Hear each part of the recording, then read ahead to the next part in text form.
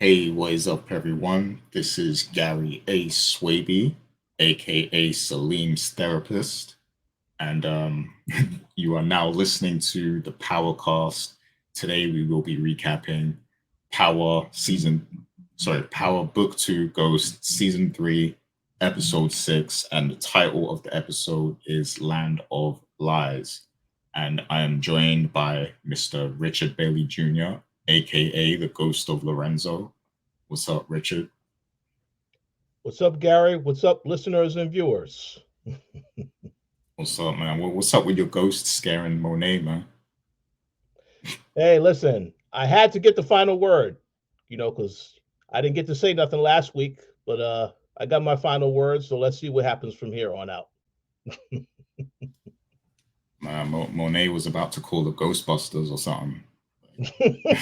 She saw that. But yeah, we're also joined by Miss Dana Abercrombie, aka NYC Transit. What's up, Dana? I'm doing good. I made my debut finally in the Power series. I was the train. I was a choo choo. I was sitting there on Broadway in Lafayette. I was about to take Tariq to his journey and destination, but then Obi came and just ruined everything for the both of us. You couldn't really see me in action. Instead, they just had me as like a background. But yeah, this was fun. I'm excited to talk about my debut more. Oh wow. Wait, so the subway actually fascinates me because in London we got the underground, but you guys got the subway. So like what was that actually Broadway? Was that the actual stop that they were at? That would the stop is Broadway Lafayette. Oh That's all wow. the way downtown. That's not an area that you is by. See, there is Broadway, as in the regular street. It gets complicated a little bit once you get downtown in that area. But that was not the Broadway that you was on. It was on Okay. a different Broadway. But Okay. yeah, Interesting. But yeah, that was a cool scene though. And we're definitely gonna talk a lot more about that today. it does So miss you, by the way. The trains miss you. They miss uh, you listening to my directions and thus both getting lost. oh yeah, listen, like I miss the subway too. Like that was a great experience being in New York and like figuring out like where to go and which subway line I had to be on and stuff. Like that was an incredible experience. And I think I've told this story before, but like when I like as soon as I flew into New York and I was getting the train from Howard Beach, I think. I was getting the Howard Beach train into Manhattan. Um, and like as it was going through Brooklyn, the train driver like started playing like some bashment music, some like Jamaican bashment music on there. And apparently they're not supposed to do that, but they do it at certain stops in Brooklyn. And like, people on the train who were locals, they were looking at me and like smiling or something like this isn't supposed to happen.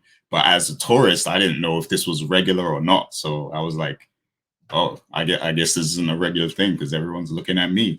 so so yeah, that was a great experience right there. Just being among that NYC culture, Brooklyn and everything. And you got the Brooklyn hat on, so everything comes full circle, just like in this show. So yeah.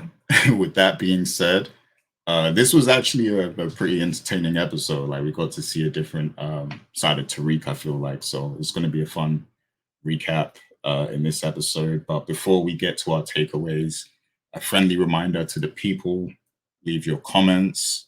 Let us know what you think. I've seen some. I've been reading the comments. I see some of you, disagreeing with us and stuff like that. That's cool. We encourage that. If you don't feel the same way, you can leave your comments. Just know that in these reviews, we talk about good and bad. We prop up the good things, and then we might critique some things as well. So it's balanced. We talk about good, and we point out the good things and the bad things that we like and don't like. So it's not like we're just like bashing the show all the time. But yeah, I just wanted to say that. But yeah, I do enjoy reading all of the comments. and everything. So please do leave your comments, hit the like button, subscribe to the channel, all that good stuff. Check out the Koalition Entertainment, check out the Koalition Gaming, and yeah, just check out some of the other content we have. This week is also the Snowfall finale, like the last ever episode of Snowfall. So by the time this video is up, that video will be up too. So after you check this out, you can go check out that review of the final Snowfall. If you do watch Snowfall, that is. But yeah, please do support the content and everything like that and all of that good stuff. With that being said, we're gonna get right into our takeaways. Let me just put my phone on silent because people love blowing up my phone. So yeah. So this week I am going first with the takeaways, and yeah, then it will be Dana, then Richard. So I'm gonna go ahead and get straight into these takeaways. So as I said, in this episode, I felt like we got to see a real different Tariq. Like this is the Tariq I've actually been waiting to see, and I want to make it clear also that I've never had a problem with Michael Rainey Jr. as an actor. Like he does his thing. Like he knows how to play the character. He is one with the character at this point. He's synonymous with Tariq. So props to him. He's always been a good actor. My problem has only been from a writing standpoint sometimes with the character. Not all the time, but like sometimes I have a problem with how they use the character. And like lately, it's felt like a lot of the supporting cast and supporting characters are kind of outshining the character because they have more interesting plot developments going on and stuff.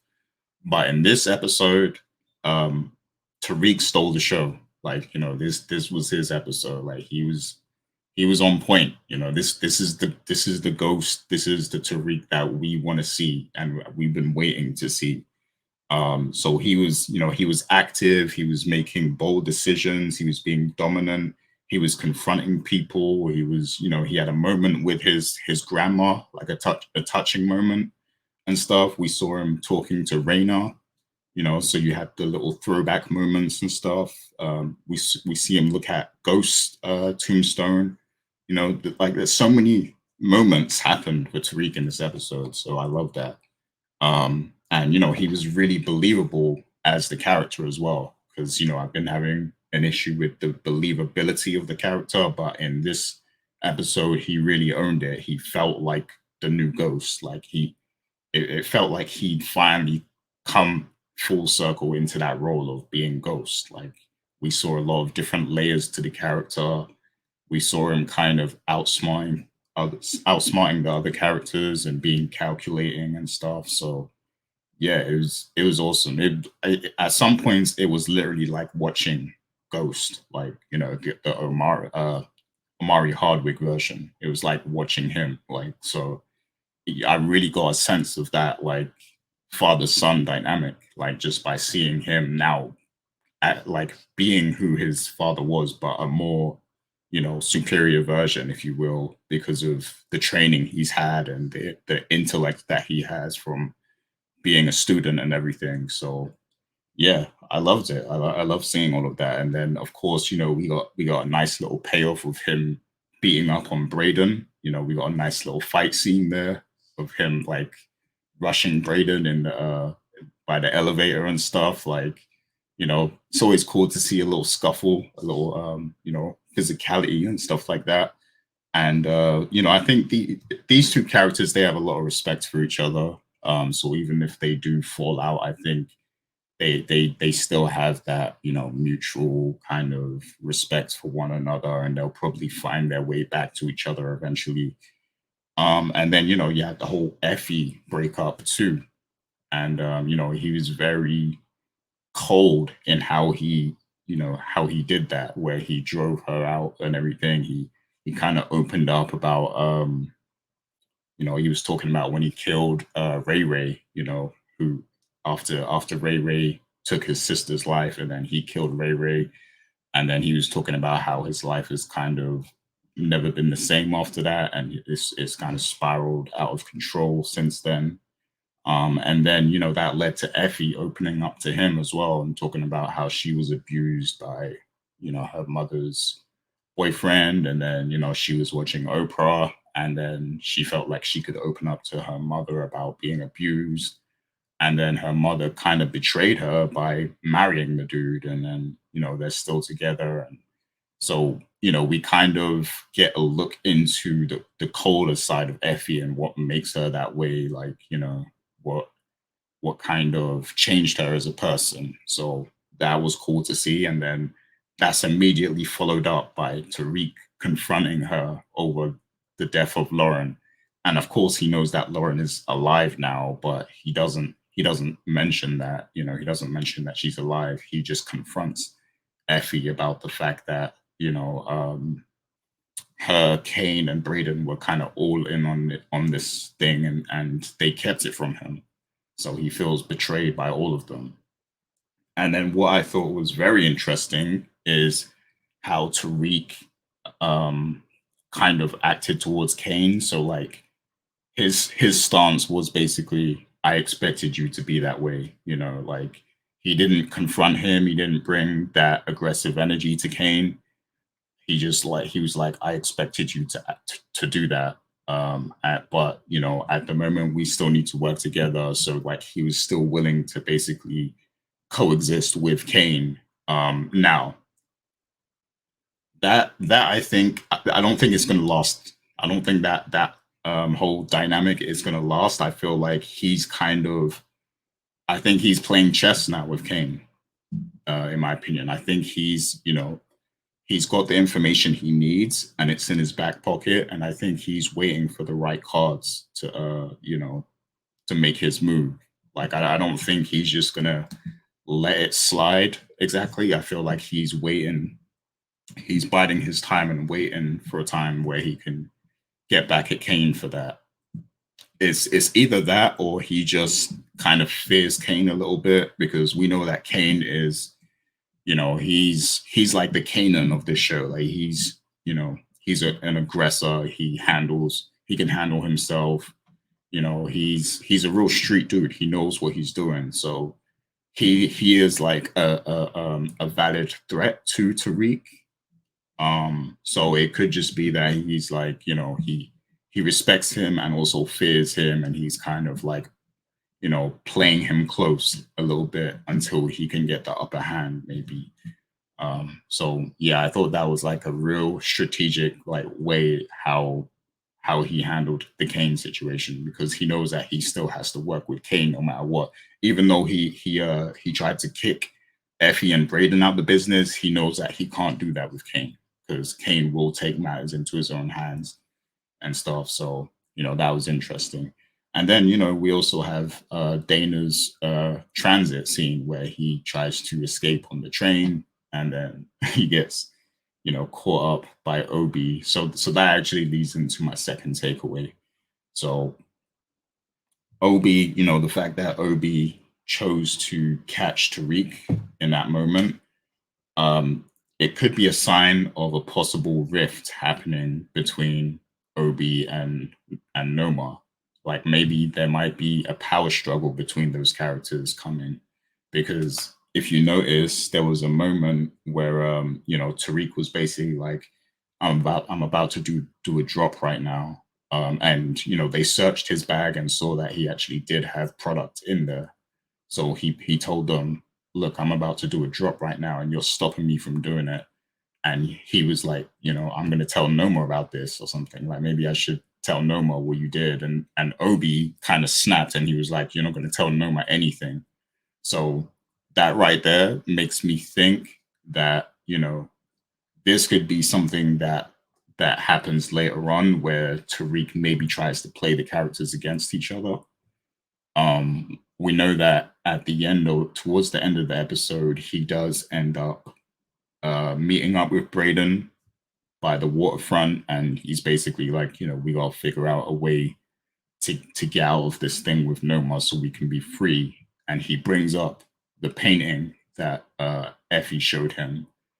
But another way that they can kind of set this up is by causing some sort of conflict with Obi too. You know, they can, because then that way they can kind of sabotage their operation from the inside by dividing Obi and Noma somehow. So I'm wondering if that's going to be something that comes into play, because I just found it interesting how Obi responded in that moment, because up to this point we've seen him be kind of be like submissive to Noma, like he kind of obeys her all the time. He's always at her side and fulfilling her wishes and her orders, and he's her number two.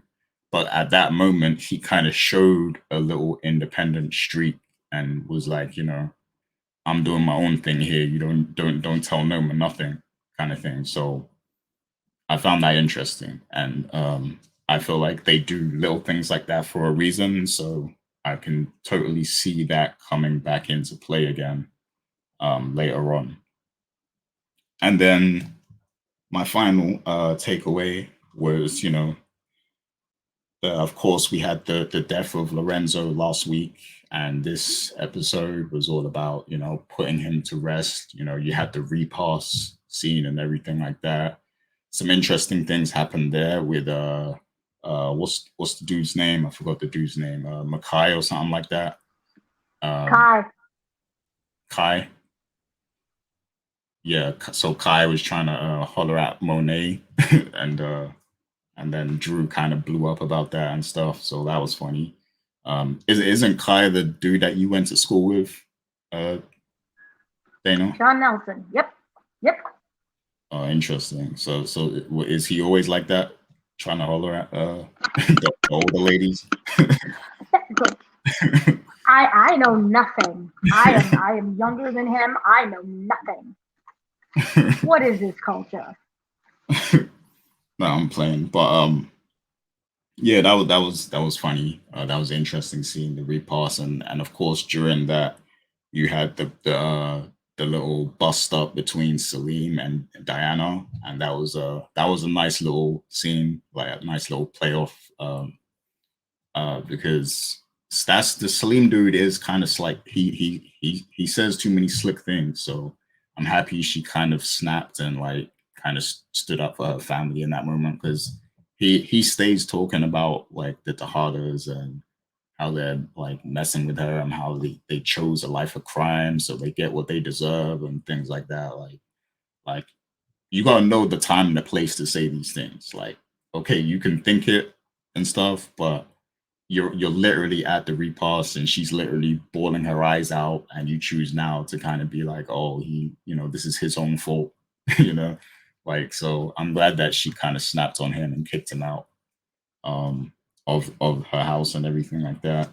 And then you had the scene later where Tariq shows up to her dorm, and then Salim comes with flowers, and the the other people come out the room and they tell him, oh, she's with someone. So that was that was kind of funny to see. But where I actually wanted to go was, of course, you know, after the whole funeral and the shoot up and everything that happens at the shootout that happens at the funeral, you get the Lorenzo ghost at the very end, you know. So the ghost of Lorenzo at the table as Monet comes home, and you know he kind of has his final say, as Rich said, like, because he didn't really get to have any final words last week, so he has his final words. And like, to me it kind of seems like a foreshadowing of the Tejada family being torn apart. So that could be where this is going now, because he says something like, you know, they're gonna find out what really happened. And you know, you see this whole episode was basically Drew acting on impulse and wrong information and stuff, and then you know causing more harm than good.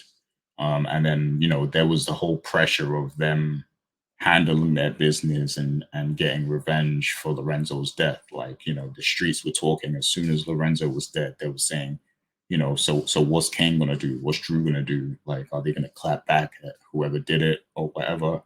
You know, that pressure it was on them immediately, you know, and they might they probably know that maybe the Russians didn't do it. Like I feel like Kane knows, Monet knows. Like so, I feel like even if Drew has convinced himself that it really was the Russians, I feel like they know it wasn't them. So that pressure is still there to find out what really happened.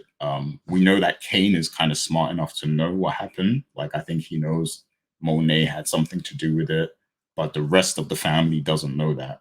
Like Diana doesn't know that, Drew doesn't know that. So if this secret was to come out of what Monet did, I think it would kind of rip the family apart because we're already kind of starting to see it happen a little bit because after that shootout, Kane was like visibly upset with Drew, like for, you know, causing this whole thing to happen, like by clapping back at the Russians and then having them shoot up the funeral. Like he was visibly upset. And then Monet took Drew's side by saying that, you know, he did the right thing. Of course, she's only saying that because it throws off the fact that she did it, you know. And then you have the whole element of Gordo, because Gordo knows what he did, but still he put Drew in danger. He put the whole family in danger by going along with Drew's idea, you know.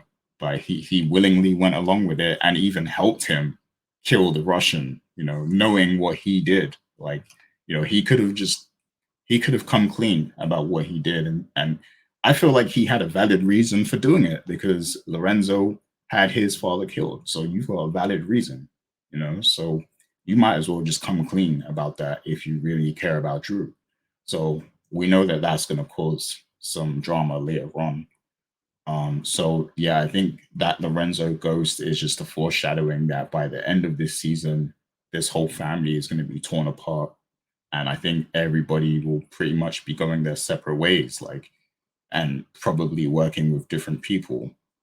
To me, it seems like Kane is playing chess at the moment, and he might actually recruit a few people, you know, to work with him and be independent from the family. But you know, everybody else is kind of going to be scattered, maybe doing their own thing, and I wonder where that's going to leave everybody else, like Tariq and you know Diana, Effie. You know, well, Effie, she might end up choosing Kane's side, you know, based on what we've seen. But yeah, I'm wondering where it's going to leave everyone once this whole split up and divide happens in this family. But yeah, we'll talk about it. I got some questions on that later, so we'll have more of a back and forth. But those are my takeaways so far for this episode. Yeah, great episode, very entertaining. So you know, I give them their props on that one. So let's go to Dana and get her takeaways now. So Dana, when you're ready. Okay, I am ready. I am excited. Woo! This episode was one of my favorite of the season so far. It really stood out for its interwebbings of how they were able to weave in all of these stories and just still give you more. So basically, it seemed to me a lot of this pulled inspiration from The Sopranos, The Godfather, maybe Tariq Nasheed. He's an actual person on Twitter. That's a whole thing. And then there were Wow, some you know who elements Tariq of. Nasheed is? Wow. Now, I don't do know. have Twitter. Yeah, and there is part of a Latin poem that also I think might be something that is of help with this whole situation. And even though we got a really weak shootout at a funeral, I think it is actually very important and it plays a part of what is going on probably in the season. And then also the Latin version of Ave Maria. So, kind of starting this off right here from the beginning, you know, the theme of the show was basically America is the land of lies. I love how the teacher just randomly, she comes in automatically just talking. She never settles down, you know, takes a moment, gets some water. She just literally starts her monologue as she walks into the classroom. Yes, but basically, America, you know, it's about America being the land of lies and that, you know, we are made up of conspiracy theories and what we perceive to be as fact. The collective voice is echoing what they want to hear and not necessarily the truth. And we see that when it came to Diana, and remember what happened with her father, Lorenzo. We see this with Tariq, that we automatically make our own judgments about someone based on what we think we know. And then on top of that, we base our own judgments on the truth that we accept, and we refuse to see any other truth out there, especially when it comes to Jenny and with what's the boy named Drew, because they're very gun-ho on, this is what I believe, you're all lying to me, and I'm going to act how I feel like I should act, even though that may not be the circumstance. And Jenny, she is patient zero when it comes to this. Literally everyone is coming out of the woodwork. It's not Tariq. It's not Tariq. Even Effie, the person who was not Effie, even Luren, the person who was attempted murdered, she's like, it's not Tariq. She's like, no, it's Tariq. So you see what I mean by built on lies? You're building a case based on lies by the perception that you want to believe, because God forbid if you're wrong. So that was one of the things that really stood out to me from the beginning. I wanted to touch upon a couple of things, and that is we do know that Tariq has to come into his own. And we discussed this earlier, what will this show bring that's different from the original Power? And we had that discussion about, the theme song. Is this appropriate? Because he's showing that he is not his father. And this one, I felt that it really was a crossroads for him to determine what he wants. Is that more important than what he needs right now? Is he going to accept everyone's truths about him being basically his father's son? He's groomed for this. There's no other life but this. Or is he going to step away and prove to himself and to others that this is not the life that is always meant for him? And we got that. And it's very interesting because the answer is not black and white. In order for him to achieve what he wants, which is freedom and independence, he has to stay in the game so that he can live to see freedom of choice. Right now, we have the whole situation with Noma. She's holding him hostage. Grandma is technically being threatened. And we do know that the downfall of Ghost, how that happened, but just because Ghost met his demise, does that necessarily mean that Tariq will have that same ending? There are many people who were born into a life that didn't meet that same downfall.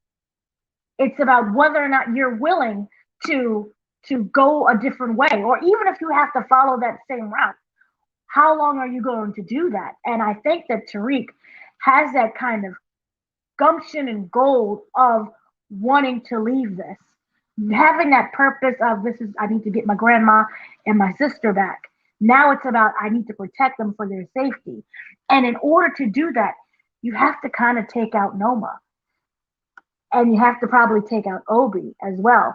And Noma and Obi have a very interesting relationship that I wonder, is it built out of respect for Obi, in terms of Obi respecting Noma, or is it built out of fear?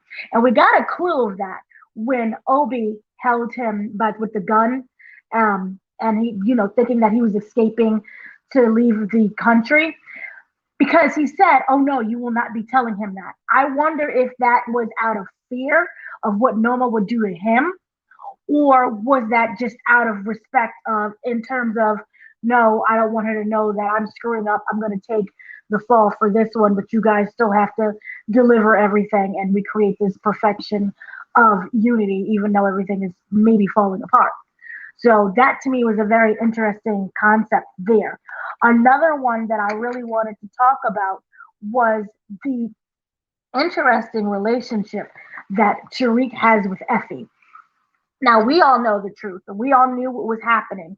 And what was interesting with this is kind of also going back to truths and not truths, is the lack of communication. The lack that I feel that what happens when you start hiding from each other and start going behind each other's backs, you create a narrative that is not the truth, but you live so long in that narrative, you have to believe it yourself. For example, they all thought Loren was dead. No, she's dead. She's dead. She's telling both Effie and Brayden are telling Tariq, she's dead. She's dead, in hopes that he would believe them, and then also in hopes of they would believe them themselves. No one wants to say, "Oh, she's actually alive. Look at the mistake that I made." I felt that is something that they spent their whole time trying to believe, because now it deals with the whole blowback of what if Loren is alive? Do we have to re-kill her? We have this case that is slowly building on Tariq. How much do we respect Tariq in order to save all of us? So I thought that was interesting. The fight I absolutely loved. This was the Tariq I think we all looked for, because we know from the original Power he was annoying. He was just bratty. I'm not going to say he didn't take responsibility. I think he had a lot of guilt when it came to what happened with his sister. I think he took a lot of responsibility with that. But we're seeing the growth of a character, and it reminded me of a line from Newsies. Yes, the musical Newsies, but it was, "You little boy, you're a man, little man, you're a king." And we're slowly seeing that transition from being a little boy, having to rely on everyone else, to him making his own decision and his own choices, and having to sit with his own thoughts and figure things out for himself. And even though that split between the group was semi-temporary, because we do know that Brayden, and he came to Brayden, we will not be destroyed by this. I don't know what's happening with Effie. God bless that and Kane's situation. But that was also a very interesting. And also, it showed the dynamic between Brayden, Kane, and Tariq. Remember, he almost tried to kill Brayden in that whole building scene, where they're fighting, but he never touched Kane, even though Kane knew what was going on. So I wonder if this is out of fear, if this is out of respect, what is really going on, because at the end of the day, while Kane did know, he did have his hands clean, but at the end of the day, he kind of pushed everyone along. So that is a very interesting relationship between them. And then on top of that, we have Kane not necessarily plotting and wanting to turn something evil against someone, but Brayden has been the token white boy this whole show so far. He has been the Ben Affleck to Matt Damon. And what is interesting is that he gave him that talk, was basically saying, you're going to have to man up. You're doing everything for everyone else. Man up, take hold of this. And so I wonder, because he's so close with Tariq, what his truth will be when he has to step up. Is it still the same of whatever Tariq says goes? Because to him and his truth, that's his ride or die, even though Brayden has been doing most of the dying during the riding. So I'm interested to see how that dynamic plays out. Also, we can bring in the fact of Effie and Diana. Effie, it's very interesting what's going on with the Effie character. I know many people look at that situation with the car, and this is what I pull out The Sopranos. Remember The Sopranos? I think it was Drea Matteo, her character, when she got into the car and they had that long drive. We knew she was dead. I was like, oh, she's dead, because every time in The Sopranos or any of the Italian gangster movies, Godfather, you go for that drive, you're not gonna make it home. So I was like, oh, she's dead. He's gonna put her in the water. It's gonna be amazing. But she didn't die because he can't kill her. And I think from a writing perspective, from a viewer's perspective, that makes the story way more interesting, where you have to keep this character alive.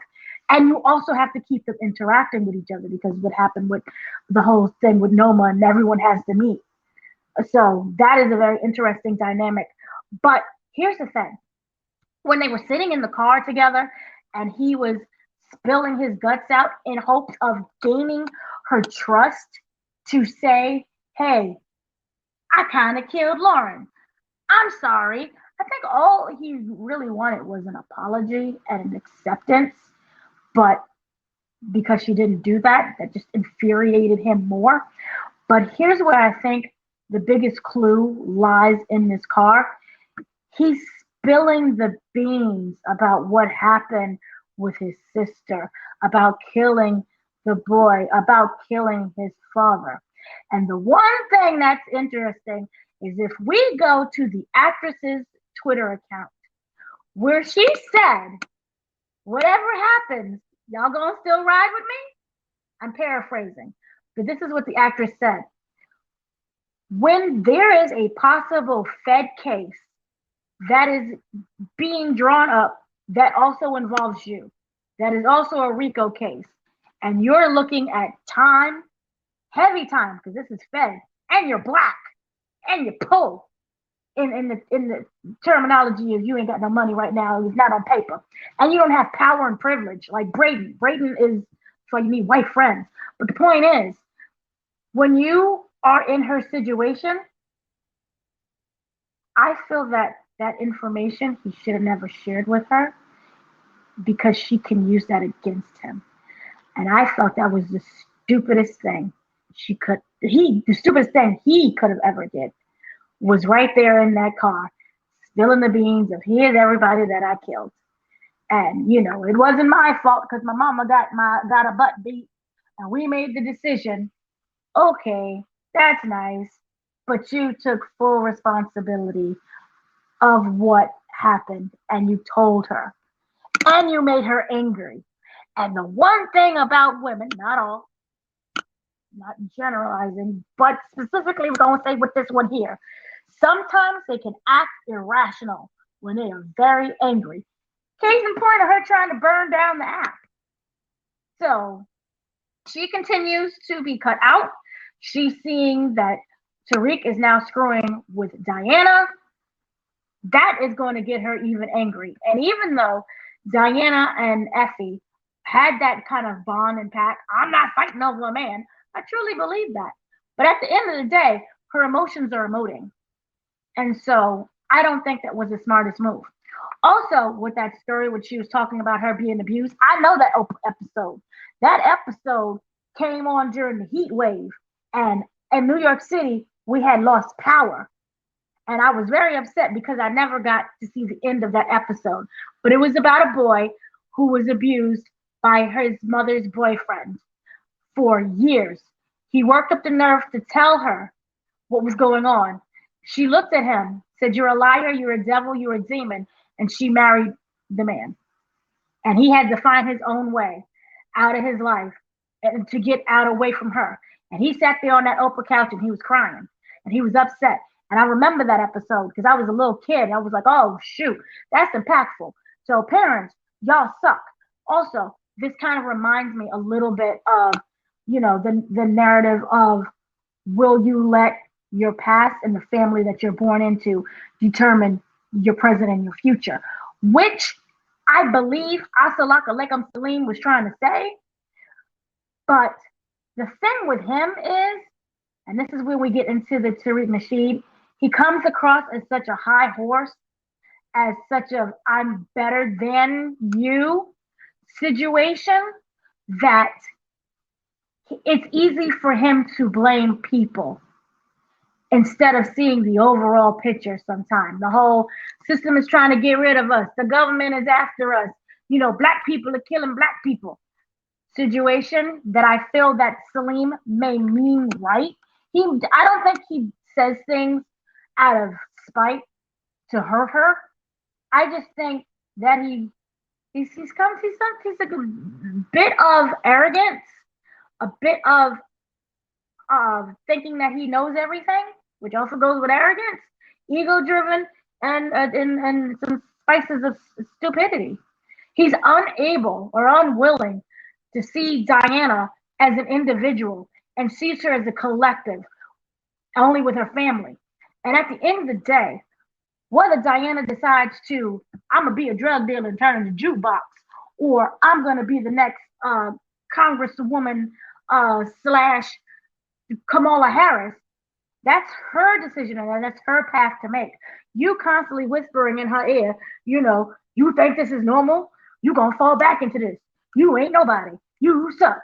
Like what? And then after you get into an argument, you try to gaslight her. You come back with flowers. That's abusive behavior to me.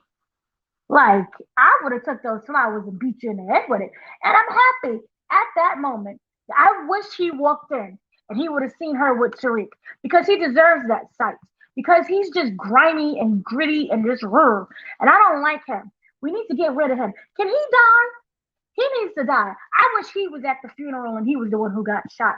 Because, like, what is the point of him? Aside from him, we all know he's probably somebody's CI. But I don't like him. He's just, I'm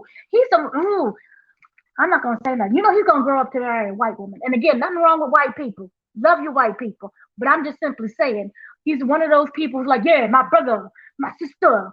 And then he's going to end up with the snow bunny somewhere. And then talk badly about black people. So, whatever. Another thing here that I wanted to mention was grandma. Grandma still got anger in her. You can still, I don't think those rehab classes are working. I mean, she may be sober, but she is very angry. She needs some type of counseling. And this was the one point where I saw grandma as a human. Grandma lost everyone. When you're at that age, all you really have is your family. Because, you've seen so much in your life. And I'm imagining that her friends are gone. The people she grew up with are gone. All you have is your family. And they're essentially gone as well. Your son-in-law is dead. Your son is, your I don't know but her daughter is gone. Yeah, her granddaughter is gone. And then her grandson, Tariq, he's wayward in terms of she's afraid of him taking that same path as Ghost. And it was really interesting. And I usually want to say, oh, they're foreshadowing too much. Look at the grave. Everybody's talking about the grave and the death. I think that this was not necessarily foreshadowing, hey, the path you lead down to is going to lead to death. Yes, it's true. But I wonder, through death brings new life to Tariq. Instead of just going wayfully about what people say and what they do, he is going to fully commit himself to bring himself out of this cycle. And again, that goes back to my point of you have to do something dirty in order to reap the rewards of freedom at the end. That's the whole, you look at it, for example, probably a bad example. Look at someone who is being enslaved. You may have to burn it all down, the slave masters, the owners, everyone, which is wrong. I done probably said that wrong. Y'all gonna get rid of me. But in terms of you have to commit something heinous in order to find that freedom within yourself. Probably said that wrong. Please don't cancel me. Also, on top of that, which goes back to the Loren situation. Many people are, again, I hated that shootout with the funeral, but two things from that. To me, it seemed they knew what was happening. I don't know if it was filmed really slow or just kind of bad, but we saw that one car slowly driving. So it was kind of like it's set up. We knew what was going to happen. The guy's coming out with the Uzi thing or AK-47. I don't know guns. He's coming out all slowly. Everyone runs into the church. And yes, that is your active and that's going to be your response, point blank, period. But the way how it was shot, it made it look like they was expecting this. So they running back into the church, we're good, we're safe. Y'all just handle it, which is going to be, the main characters. And no one gets hurt. I felt that was a setup. And this is what I wonder. If Monet and Drew worked into something where, you got to go after the Russians, because they knew that the Russians would be picked up by the feds. Because remember, that's how it ended. They said, oh, the Russians were all caught by the feds. You're fine. So where does that storyline go? Unless someone breaks out, and then they're like, I'm going to avenge my jail sentence and then come back after them. I don't see that. I think that was just a way to wrap up that storyline. And the fact that everybody ran in so lackadaisical, it felt like that they knew it was coming. So it was just all this big setup to get back at the Russians so they can be taken out of the equation. Also, really interested, it was a lovely black lady who was singing Ave Maria. People don't know this. If you go to the original 1800, I think it's 1810 or 1812 interpretation of when it was written, Ave Maria basically translates into Lady of the Lake. And in this show, who is the Lady of the Lake? No one? No? Okay. It was Loren, because she was supposedly drowned in the lake. And Loren is technically the key to bringing down both of these families, the Tejadas and the Tariqas of the situation.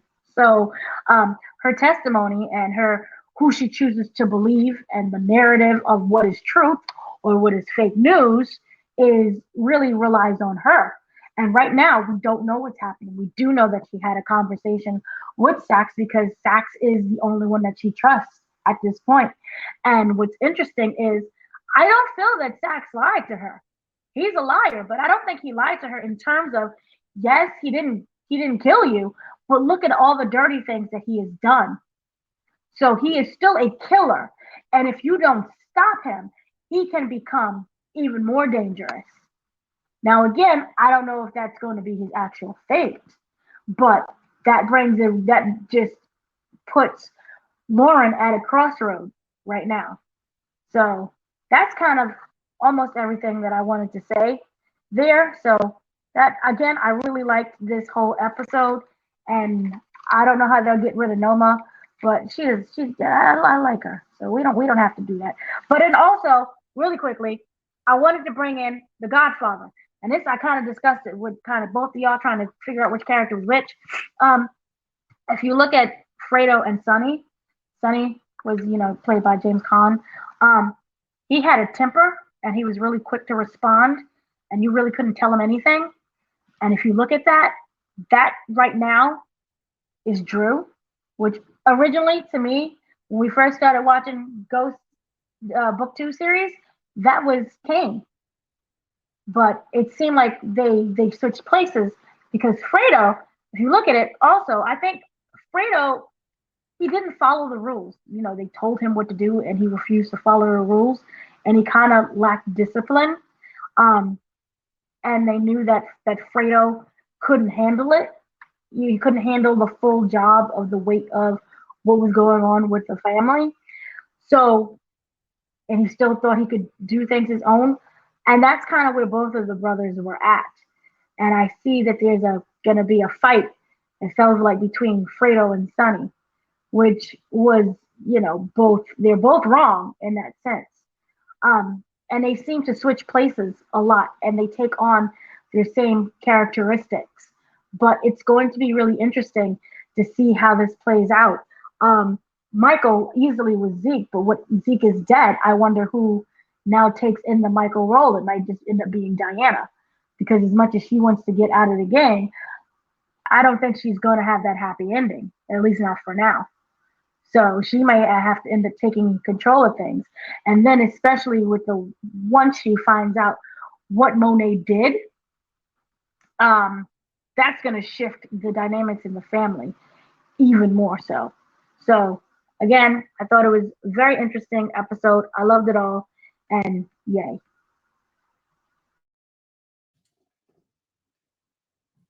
Excellent takeaways, and some interesting parallels and analogies there that you made, like especially with like the Godfather and everything like that. So, yeah.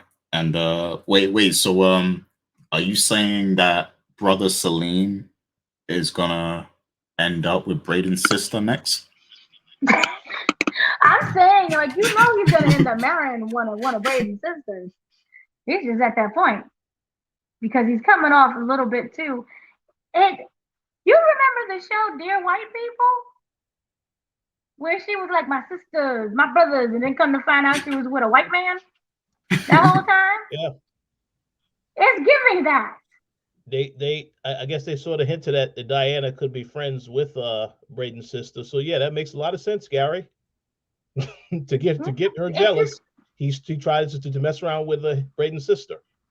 Yo, that would be It's giving hilarious. that.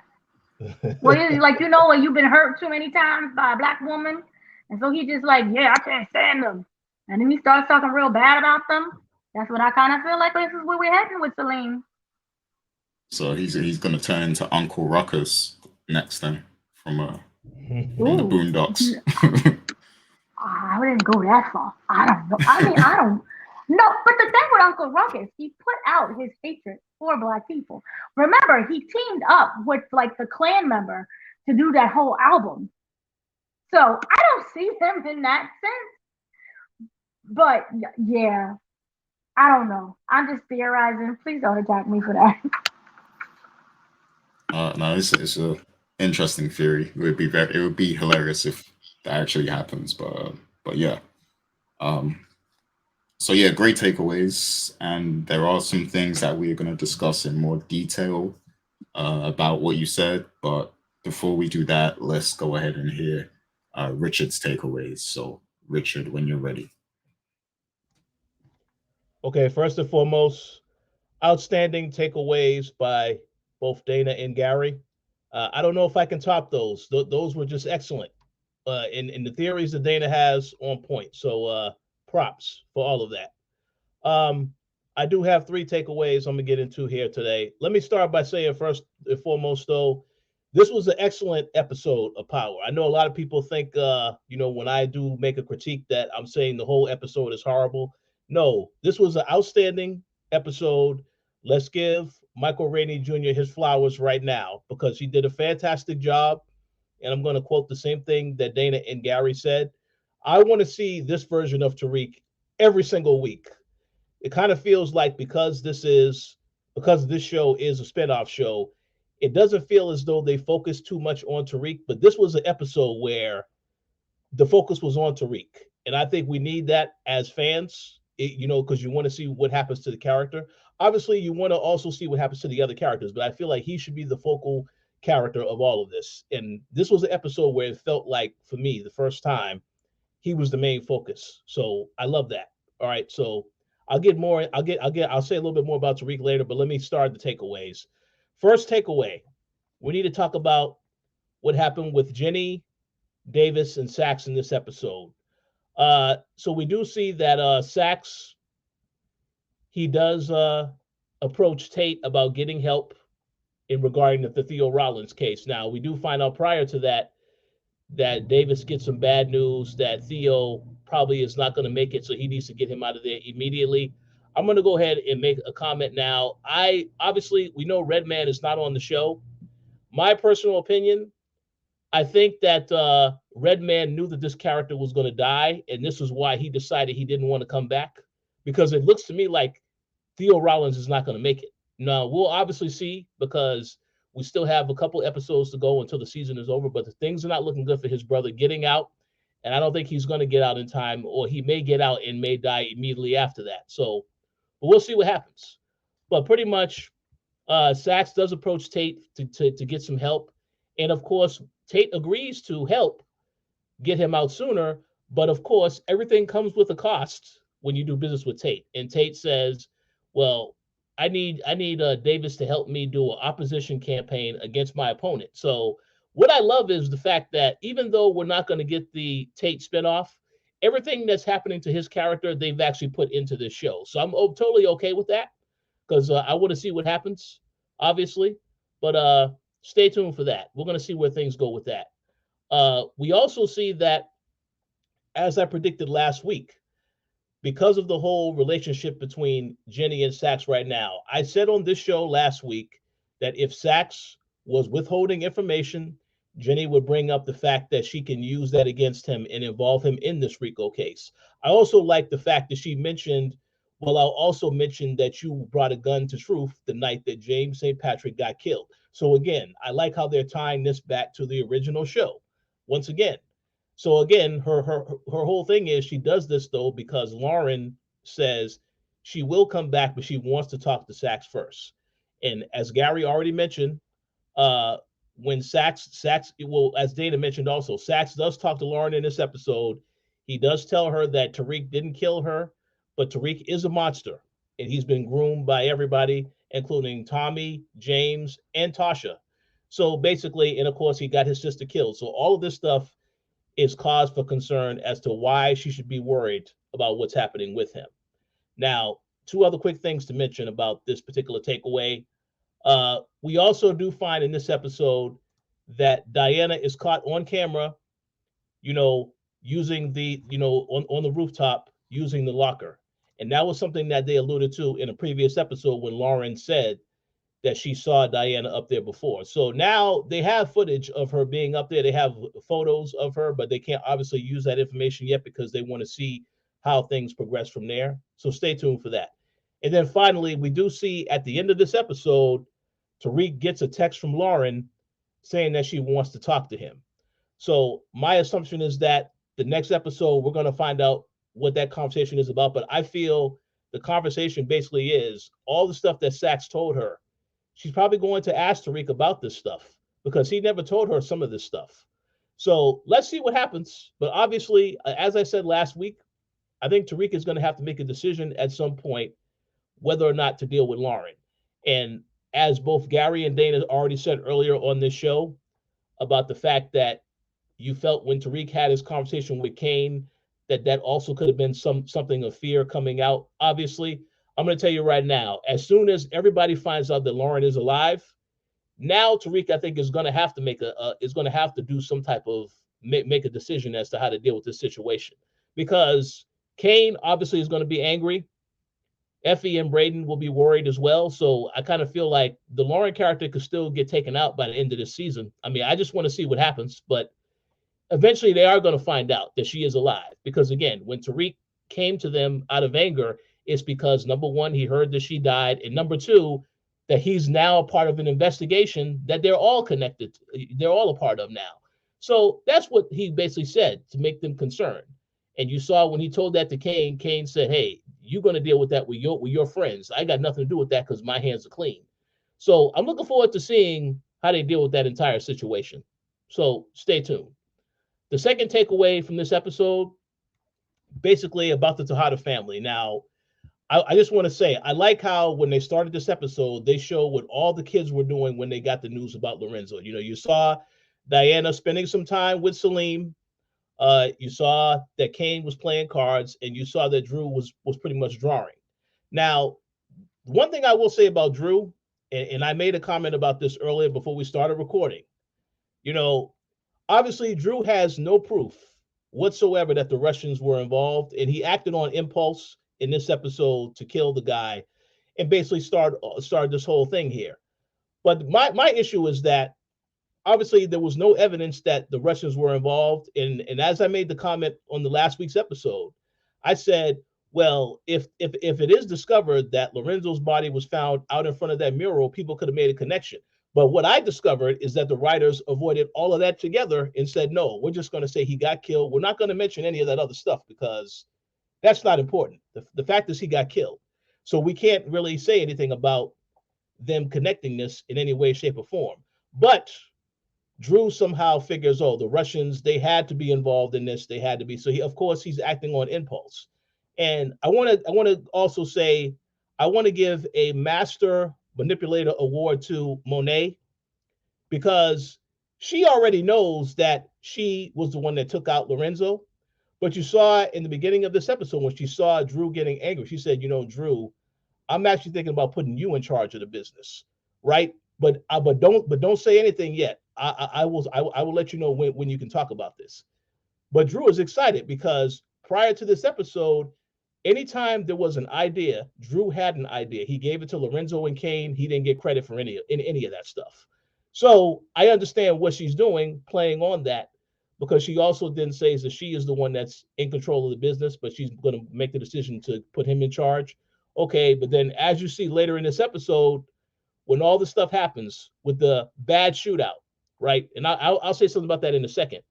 When all that stuff happens with the shootout, though, you do see after that Drew, he obviously gets into it with Kane. Kane says, "Why did they attack us?" And then Drew says, "Hey, well, don't worry, I'm in charge now." He alludes to the fact that Monet told him earlier that she's in charge, and again, she does say that. Well, yeah, I think your brother made a good decision. So yes, it does create a rift between the brothers, the internal struggle. And again, this has been something that's been building for quite some time. So I'm very curious to see how they handle that. But let me just say this real quickly about the shooting that took place. I agree with what Dana said. That was a horrible shooting. I kind of feel like it's so funny that we see Jenny and Blanca sitting inside, when they're having the funerals procession. Then then all of a sudden, when everybody comes out to bring the casket out, they're nowhere to be found. Obviously, we did see Sachs and Davis run back into the funeral, because I saw that scene a couple of times.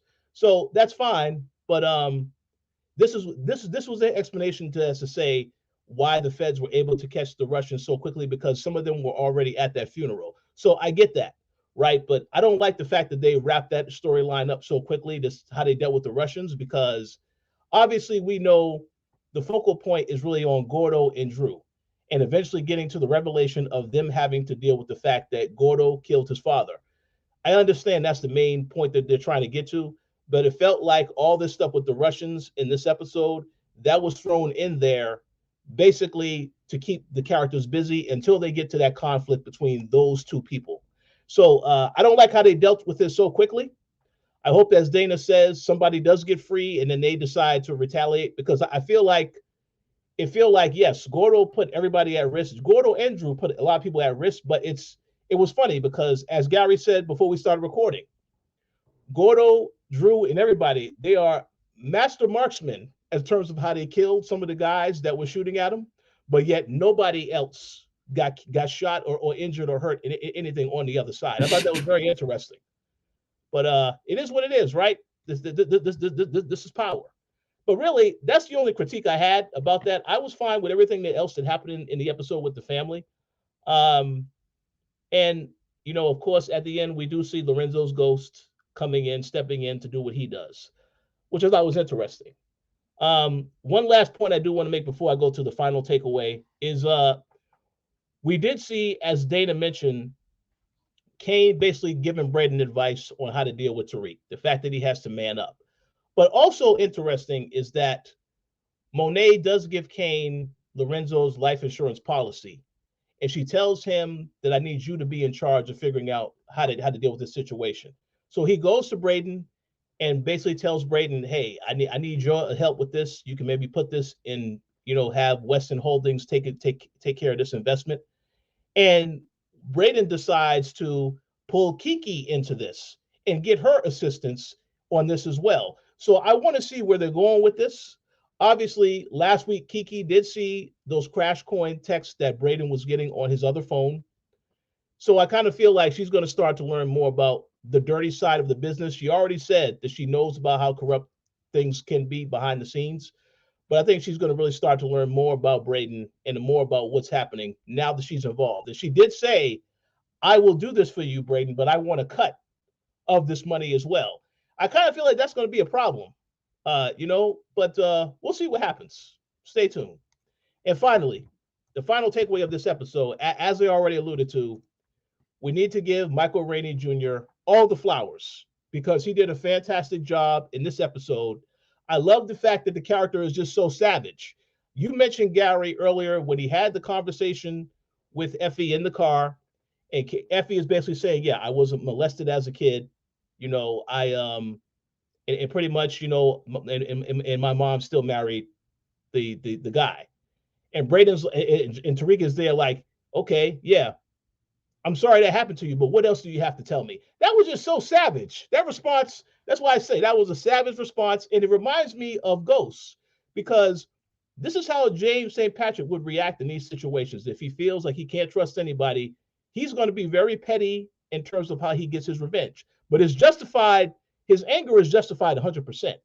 Because if you were in a similar situation, you're going to react a certain type of way also, if you feel that people turn their back on you. So I love how they portrayed him in this episode. Of course, he did try to escape at the end and tried to go away with his grandmother. So I like how they were able to show how he was dealing with this internal struggle as well, because he did want to get back to Yaz, Tasha, and his grandmother, but obviously he can't do that yet. And it kind of makes me wonder if he ever will get to that point where he is able to go back. I mean, that is the question that I guess depends on how long this show lasts, if we ever get an ending to that particular part of the storyline. But I love everything that they did with Tariq in this episode. The way he beat down Brayden, you know, I love that scene. I watched that scene multiple times because that was a very entertaining beatdown. Yes. The way he was angry, cussing, yelling at Effie. And then, of course, the pettiness of messing around with Diana now. And again, Effie just happens to show up the next day. She sees that. So, yeah, I do agree with what Dana said. Effie is very angry. She's going to retaliate. Obviously, she's going to work with Kane, so she's going to be smart about it. But I kind of feel like that's a bad situation. It's about to get worse. So stay tuned. And was there anything else that I wanted to mention? No, I think I covered everything because y'all covered the other points. But yeah, I just think it was a fantastic episode. I love Tariq in this episode. I hope we see more of this Tariq from here on out. And I'm looking forward to seeing where things go from here. So, go ahead. I have a question regarding that scene in the car with Effie. Do you think she was telling the truth, or was she trying to use that as a distraction? You know what? You see, I didn't know the story about that Oprah show until you mentioned it. So I actually think she could have been making that up now. I mean, I don't know. But I know I can't say it though because there's no evidence that I can prove to say. But she could have been making that up because she wanted to avoid telling Tariq what really happened with Loren. That's possible. Yeah. What about you, Gary? Fascinating. Yeah. What about you, Gary? You think that was made up, or you think she was telling the truth? What, the story about her mother and stuff? Yeah. Yeah. I believe it could be made up because she seems like she has psychopathic tendencies to me. So I wouldn't be surprised if she would like make up a story. Go ahead, Dana. No, I just wanted to say, because remember, to me, it seems like I was wondering if they're trying to mirror Jenny in terms of, remember, the big question that was asked to Jenny that she never answered was, did she fabricate the accident to dismiss the case? Because we don't know what really happened. We do know that, there was the plan to kill Effie. I thought originally it was by shooting, but we don't know the full scale of the accident. We're being told what happened as opposed to being shown what's happened fully. I mean, we got glimpses of, Effie in the car and, pushing in the water, but between what happened in that water and when the dog walker came, we don't know what happened. And the fact that Jenny never answered the question, did you fabricate the story? We still don't know. Maybe Jenny saw what Effie was doing. Maybe she was like, waited for her to go, and then she was the one who rescued her. We don't know if it was a dog walker who randomly came. So that whole thing of, I just wonder what really happened with that accident. We do have her testimony, which, I would assume is factual, at least 99% factual, unless Jenny was feeding that to her, and we cut a lot of stuff out to make it seem that is her truth. But so I just really wonder, especially when it's called Land of Lies. The show and the character right now are built on lies. This case, you could say, is built on lies. So I don't know who's telling the truth at this point. And Jenny never answered the question. Usually you would say, no, she didn't even do that. So yeah. That's true. That's true. I just gonna make one quick comment, and then I'm gonna go back to you, Gary. I also find it, because I know, Gary, you made the comment that Effie is a bit of a psychopath. Also find it interesting how she had a gun ready to pull out on Tariq when they actually got to the lake. And Tariq made the comment, "Oh, you're going to try to kill me? No, I'm not going to do that to you. I'm not going to do that to you because we're part of an investigation now." But it looks as though she was ready to defend herself if she had to against Tariq. So I thought that was very interesting, because I know Dana made the comment before, maybe she's pulled out a photo. No, it was a gun. So that's very interesting, though, that she had that. No, ready I thought it was the beeper. Oh yeah, that's But what it then is. Yeah, you hit the again, old speaker. I'm Yeah, realizing it makes no sense because I'm like, no, not beeper, cell phone. Thought it was yeah, a cell phone phone. at That's first. it. But she was quick to pull out the gun on Tariq, but not Effie. What? I'm on Lauren. I mean, Yeah, yeah. she reached for it, but why didn't she reach for it when it came to Lauren? Make it make sense. Because then that further proves that how much she didn't. Because if you think that your life is in danger, you pull out the gun, right? So she genuinely believed that Tariq was going to kill him. But at that same time, when it came to the Effie Lauren situation, she didn't shoot her. She didn't have the guts to do it. Was it because she felt that in her heart, Lauren really wasn't going to do anything? She was really just an innocent. She wasn't going to go and try to retaliate by killing her. So I just wonder what that whole situation. Good question. Oh yeah, good questions indeed, and excellent takeaways also from Richard. I do agree that Monet is a master manipulator, like you mentioned, and Is she? the point you said Because about the. Oh, go ahead. No, I was just wondering, like, is she? The acting is just so bad. Who are you manipulating? Oh, we can get to that. We can talk about that in a little bit. But also, I was gonna say, I'm glad you brought up the Kane life insurance thing that you brought to Brayden, because that was a significant point as well that I think is gonna come into play later on. So excellent takeaways there, as always. And we are going to move on to our questions and discussion segment now. So, if you're listening to the show, please do drop your comments. Let us know what you think of our takeaways so far. And then, you can also leave your thoughts and theories about some of these questions that we're about to get into as well. So make sure you do that. So yeah, questions. So we've you guys were kind of talking about this a little bit, but let's have we can have a broader kind of conversation on this. So the thing is with this episode is obviously we got Tariq going on kind of an independent streak, cutting out Effie and Brayden and everything. We saw him kind of go on his own path, his own journey in this episode, and he was a lot like his father. But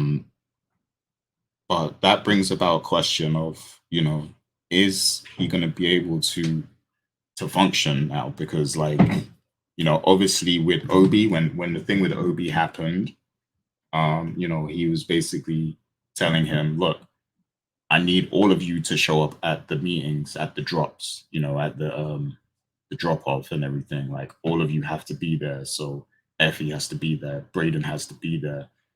We kind of saw Tariq and Brayden kind of agree to work together still. They kind of made up a little bit, but he is still at odds with Effie. And of course, there was the scene where Effie actually went to Diana to kind of see if she could work with her and stuff. But Tariq was actually there, and Effie was saying, "Oh, don't tell Tariq." And then she opens the door and Tariq's sitting right there, and he's like, "Hey, Effie," So it's getting real petty between them at the moment. So the question is, can you see Tariq and Effie being friends and working together again? Like, could you really see this happening?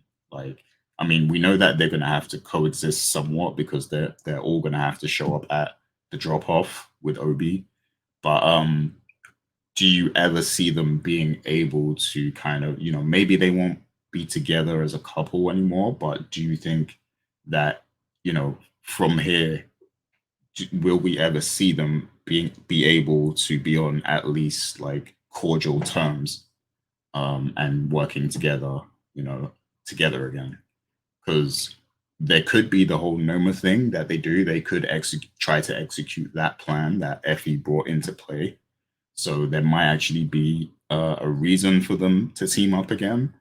But do you see it happening? Do you think that it will go well?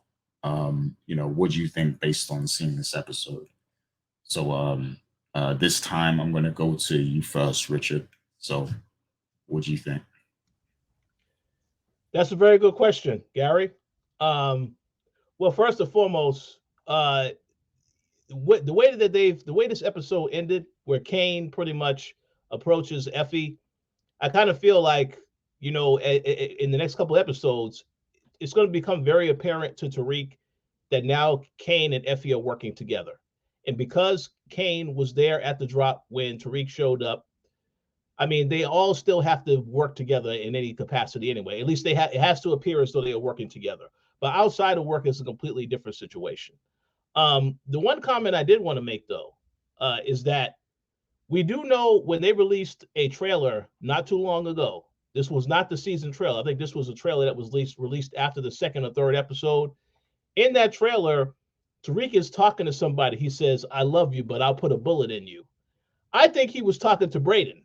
And him and Brayden are still going to have issues because, again, the internship, but more so, forget about the internship. Now that Kiki has seen the text messages on Brayden's phone, the fact that he now has her involved in doing Lorenzo's life policy stuff, I think all of this is going to means she's going to find out about what's happening with this other business. And that will be an issue. Now, I believe Dana said last week that maybe Brayden can do some type of deal where he cuts her in. And what if he was to do that behind Tariq's back? I can see Tariq getting very angry about that. But what I'm saying is that Tariq and Brayden, they may have made up temporarily, but there's still issues once he finds out the other lies that Brayden is keeping from him. So let's stay tuned for that. But to answer your question, Gary, they have to work together in some capacity. I kind of find it interesting how Tariq told Brayden in this episode, yeah, Effie told me about, the fact that Noma has a daughter. We may have to eventually consider that. And it's very funny because our conversation on this show last week, I believe you asked the question, Gary, will one of them act independently with that plan that Effie presented? And it looks to me like Tariq may try to do that. But again, he needs Effie for that plan also. So I'm very curious to see, because now that the characters don't like each other and don't want to be associated with each other, that means they can now do their own things independently outside of making it look as though they're working together for Noma. But we'll have to wait and see what happens. I kind of feel like all the stuff that happened between Effie and Tariq in this episode, it complicates things even further as far as them working together professionally. So let's see what happens. But stay tuned.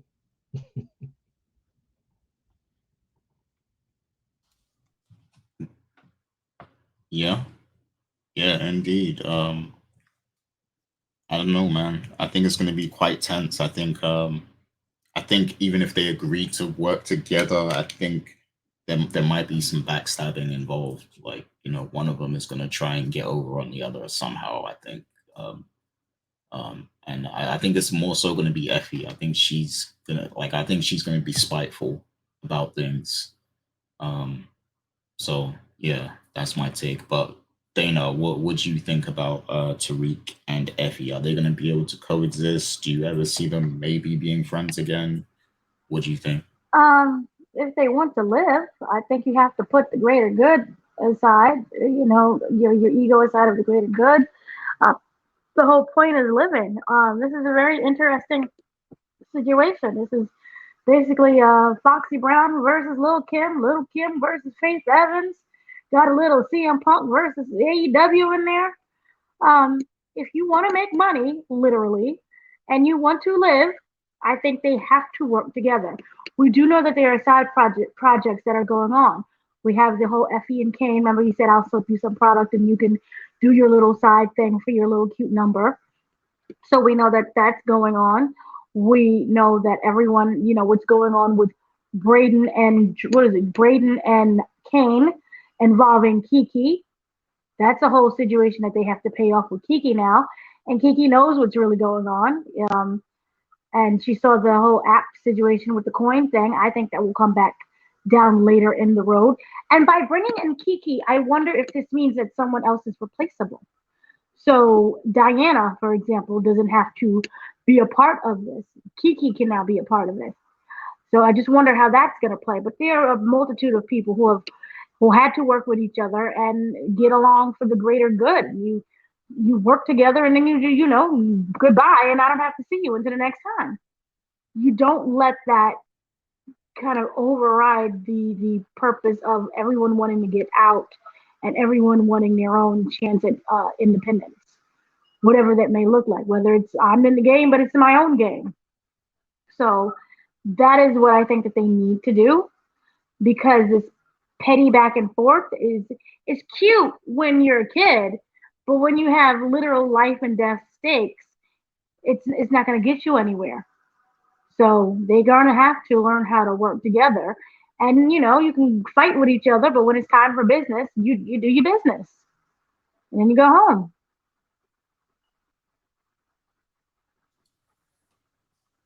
Yeah, interesting. I like what you said about Kiki there, like, and I have a follow-up question about that. Like, do you think that Brayden is gonna potentially like ruin Kiki, like, and turn her from like a star employee into like bad gal things, like turn her into a proper Bad girl things. No, here's the bad girl things. No, here's the thing. You can't ruin someone who isn't willing to step in to get ruined. Kiki knows what she's doing. That whole, you know, pay me. That right there is a smart move. You pay me for my action. I'm taking all of the risk. I'm accepting the risk. I want reward for it. So there is a sense of greed within someone, because she can easily say no and go to Lucas and say, this is what's going on. But she didn't. So there's a part of her that's interested. We don't know what's going on with the phone, but it's like, you know, she kept looking at the phone. If I have no interest in what you're doing and your phone keeps going off and you dropped your phone, hey, Gary, you dropped your phone. Here you go. And that's it. But in my curiosity, oh, what's going on? First of all, where's your password lock? That would just be common sense. If you're like dealing in something illegal, wouldn't you password lock your phone? That's just me. Another thing, so we got that. I feel that there is a sense of curiosity, and there may be something more. And we don't know what's really going on with Kiki that she's longing for. And in order to long for that, you have to accept the risks. So she is not like, oh, I'm an innocent victim in this. She went in, pay me. I know my worth. I know the risk. Pay me. So yeah, no, she knows what she's doing. She's not. Yeah, that's true. Because she didn't, even though she didn't ask any questions about what he's doing, like, which would kind of implicate her if she knows. But like just the fact that she's going along with it kind of shows that she might be breaking bad a little bit. Like, you know, this might be her path to Walter White levels of, you know, criminal. So yeah, I like your theory about she might end up replacing, you know, somebody else in the operation. If I don't know what's going to happen by the end of the season, if the whole team splits up or it's split into two teams or whatever. Like, but I definitely could see Kiki being an important part of, you know, the operation in the future. So it's interesting. Rich, any follow up to that at all? I just want to make a comment and say I think there's definitely a lot more secrets that we need to learn about Kiki. I mean, obviously, now that you have her involved in helping Brayden to an extent, you have to ask yourself, you know, obviously, I believe you both made the comment last week that, you know, Brayden defended her when it was that guy that was harassing her that got fired. So you kind of feel like they'll have each other's back. But I kind of feel like, you know, Brayden is probably not going to tell Tariq about what he's been doing with her. And that may be an issue because, again, they need to be on the same page because now they're all a part of this investigation. So what I do think is that Kiki will definitely do what she needs to do to make sure that she's not getting caught in any trouble. But I also feel like there is something more to that character that they need. That I feel like there's some surprise coming, some revelation coming. Maybe not just with that character, with quite a bit of characters on this show, because as they are going to try to push this RICO investigation forward, they're going to be looking for other people that they can get information from. Now, will Lauren assist them? She can assist them. But I kind of feel like now, after this episode, there's other people that they can still come after to get information from. So potentially her, potentially Effie, because Effie is the one that she doesn't want it. She wants to get out the game eventually, right? So I kind of feel like as a viewer watching the show, now you have a lot of different people that they can go after as potentially be there as assistants to the investigation, now that they all know that there's an active investigation going on. And to go to what Dana said earlier about Tariq's revelations to Effie, yes, I agree. That was a bad decision because she knows a lot more about him now, so she can use that information against him at a later point. So we'll see what happens. But yeah, I kind of feel like what Sack said in this episode about Tariq, he will kill again. Yeah, Tariq is going to kill again. The question is, who is he going to kill? So, but stay tuned. But we'll see what happens with Kiki. But I just feel like there's a lot more to that character that we haven't really learned, and there's probably because there's some other information coming out very soon that's going to be very important to all of this. But stay tuned. Oh yeah, and I'm actually like I'm seeing a lot of theories like from the community. Like there's some people who think that Noma has like some secret relations and stuff like that. So like and I think Kiki was one of the names thrown around that maybe it's like a secret daughter or something. People are also saying that Noma might know of RSJ. They might know of each other or something, because how did she know that they were in Italy and stuff like that? So yeah, there's a lot of like rumors, and characters like Kiki are very like mysterious. So yeah, it only fuels those rumors. But what was you gonna say, Rich? I just was going to say, the people making the connections of those particular things, that is a legitimate question to ask, because again, how did Noma know that Tariq and Effie were going to be in Italy, and yet they were also able to get into that event so that they can just get closer to finding that tracker? So somebody knows something. There's some intel that they got from somewhere. That's why I said I want to see what that connection is. It's a possibility, or it could just be a matter of coincidence. But I don't know. Go ahead, Dana. Oh, We can't hear you. we can't hear you. You're muted.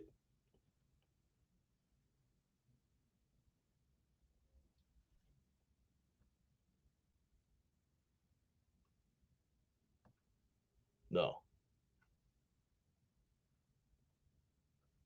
Uh-oh, technical difficulties.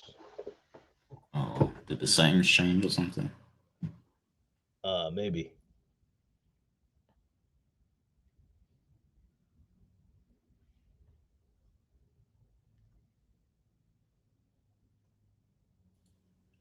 Yeah, we can't hear you. I don't know if you have to leave and come back or something. I don't know. Something must have changed. Uh-oh. Can you hear me now? Yeah. Yep. Yeah. Yeah. Now we hear you. So weird. Jesus, biscuits. Okay, so what I was basically saying, probably lost the thought, was I think it's a coincidence, because they constantly say we have people who are watching. When Tariq took off running, technically they wasn't wrong. Yeah. Technically. They do have people who are watching. And when you're moving from country to country, there's definitely going to be people who are watching. Now, we don't know who those people are, but I don't think it would be interesting if it was a connection to Noma and RSJ, but I don't know at this point. I do believe that you do not become a billionaire without getting your hands dirty in something. Yep. No one becomes a billionaire by being like the most cleanest. I pulled myself by my bootstraps and followed the law.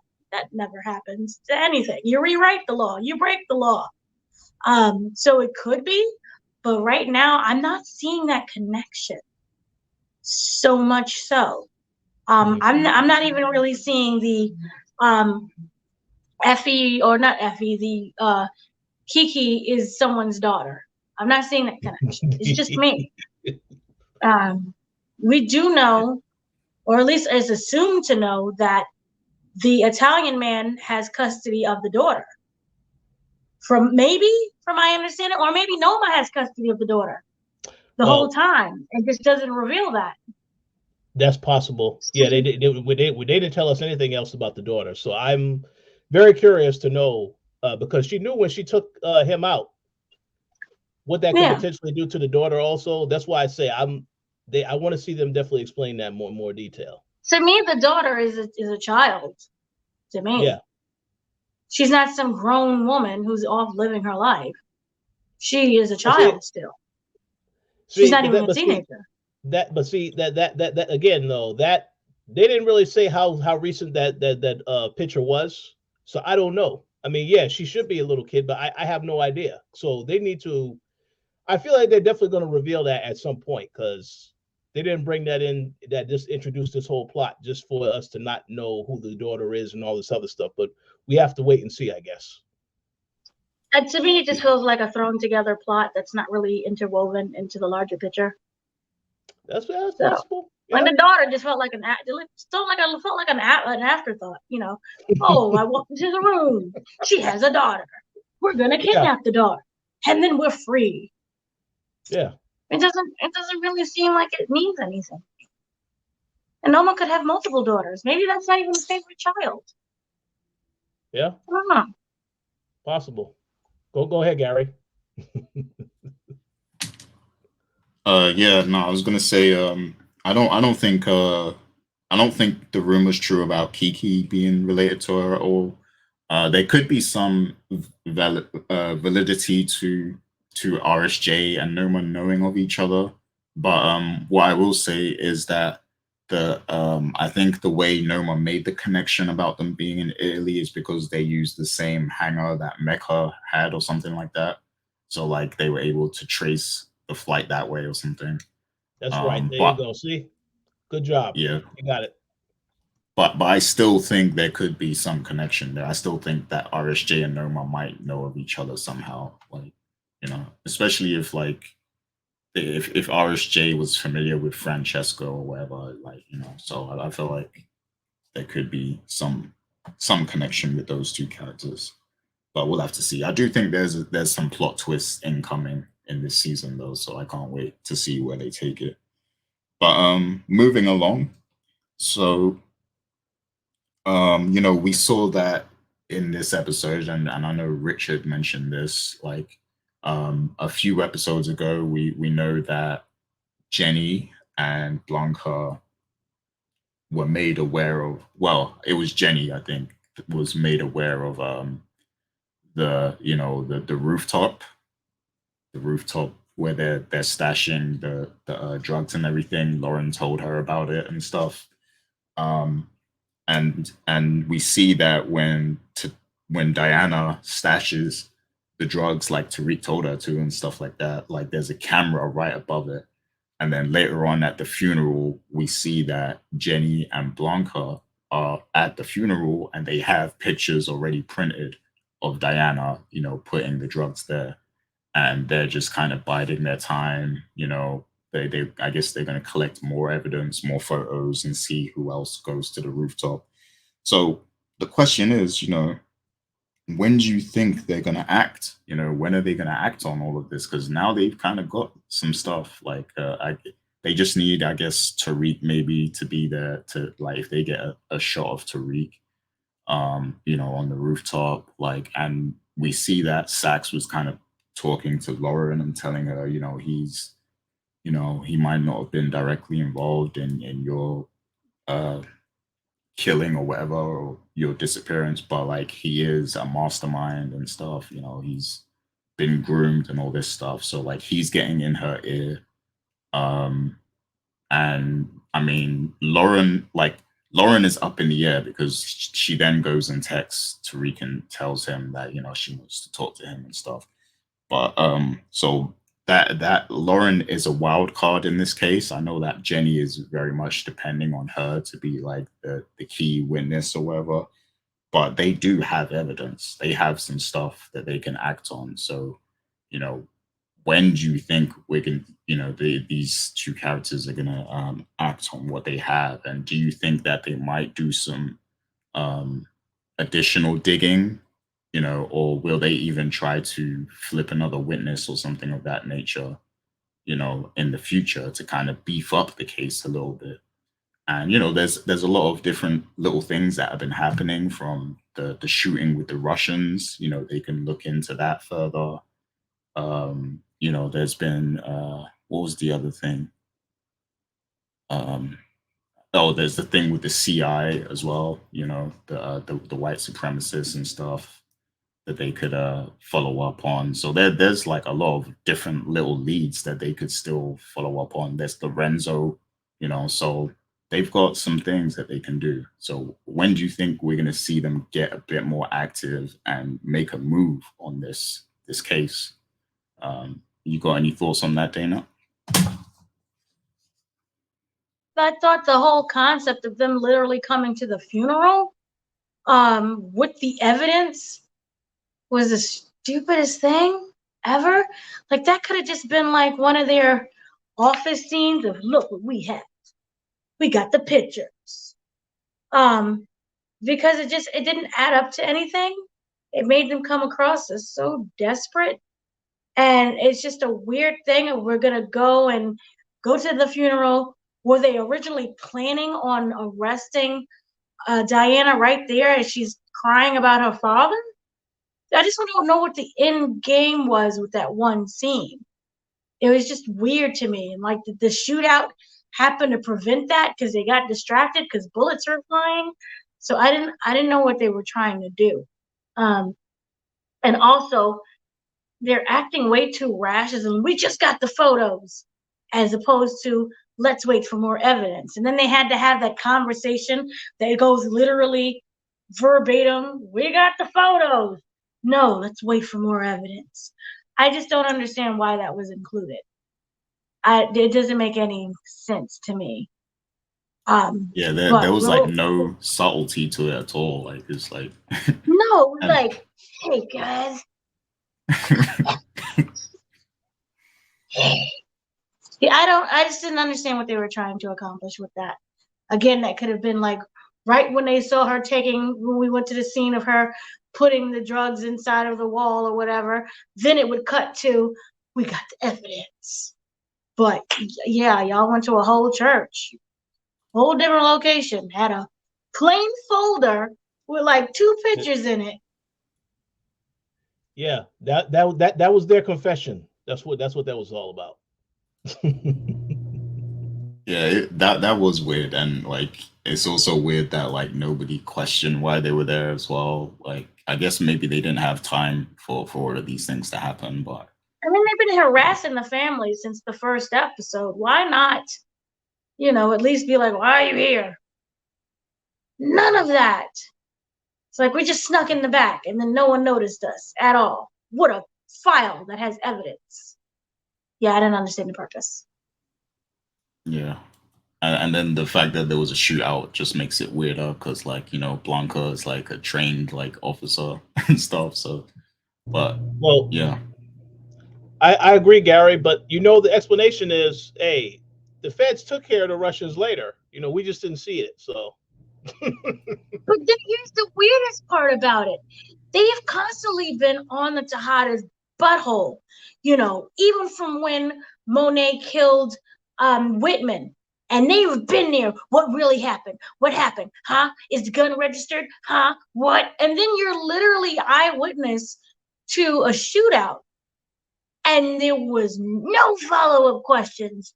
No, what's going on? Everyone's under arrest until we figure it out. Nothing.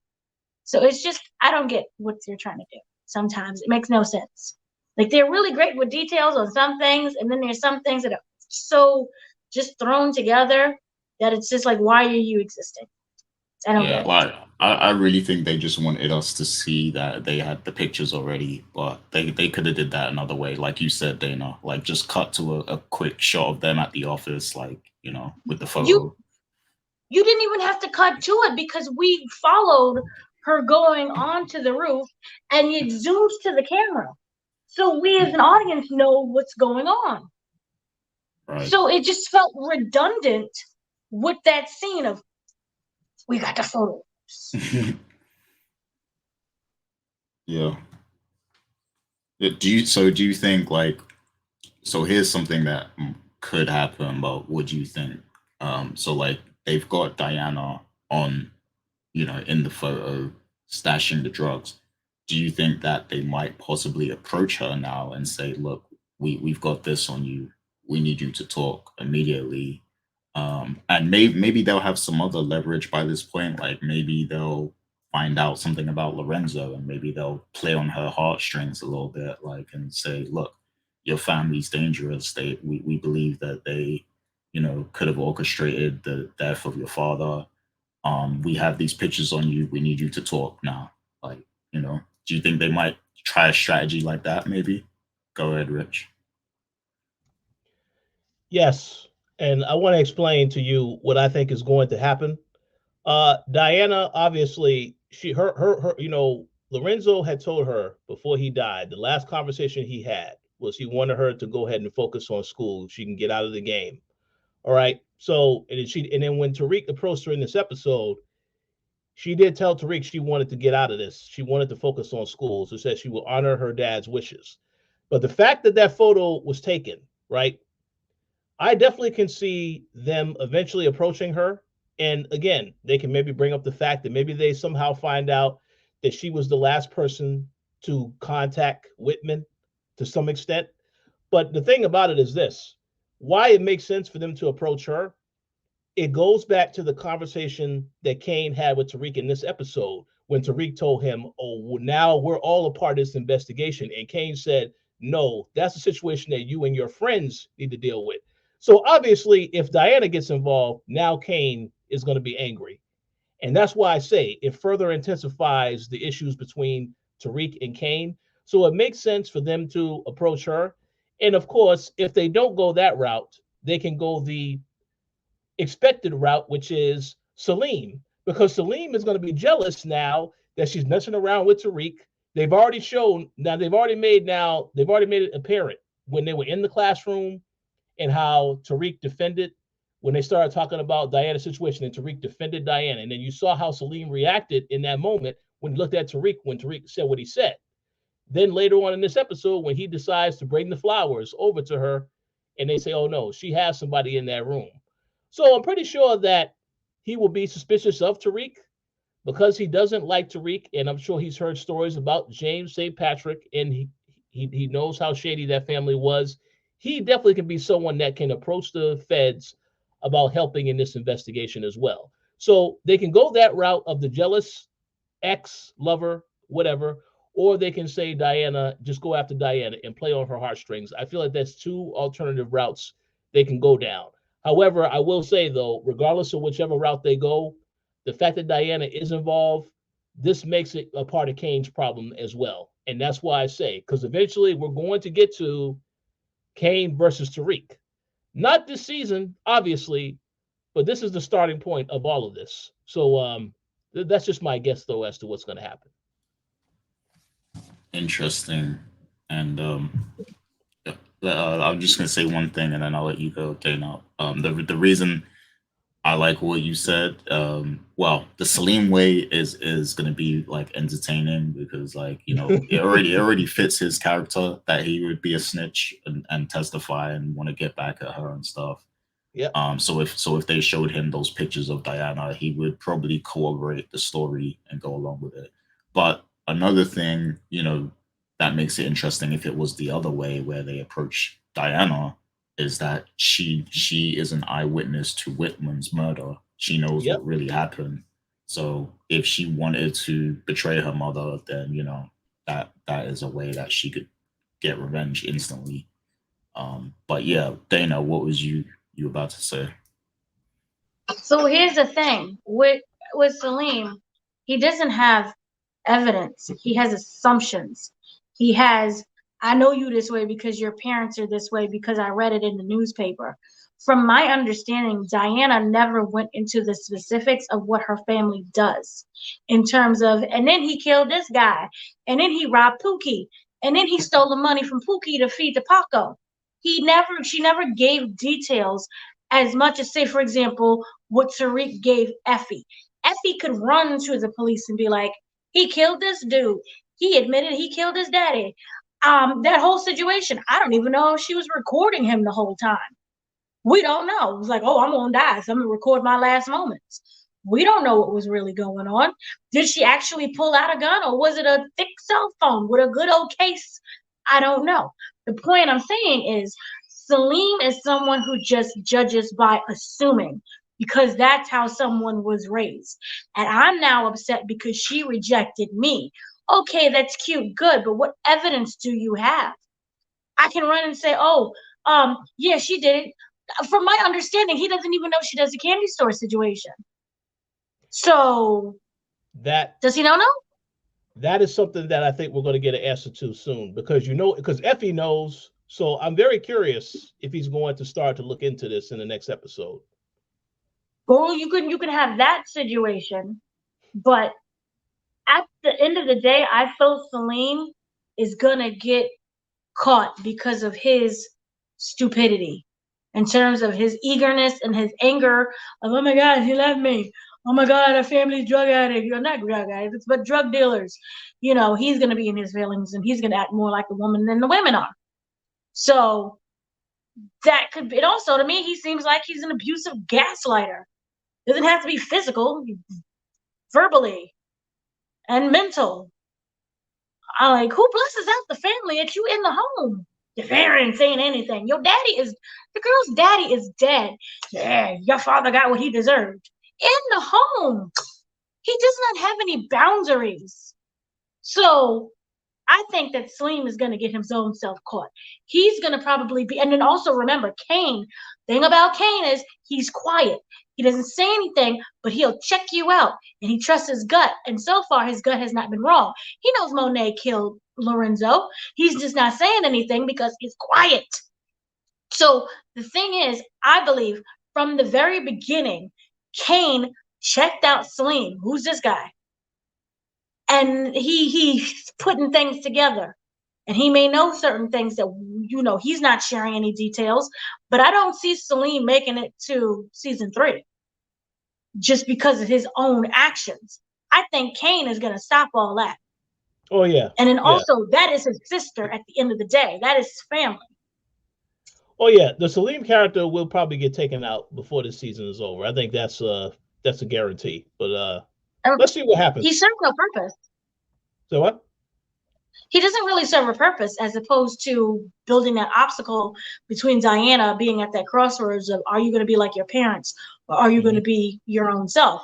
And then when you keep beating someone in the head with that, you may end up clearly pushing them even more away. Yeah. So, boo Salim, he can go.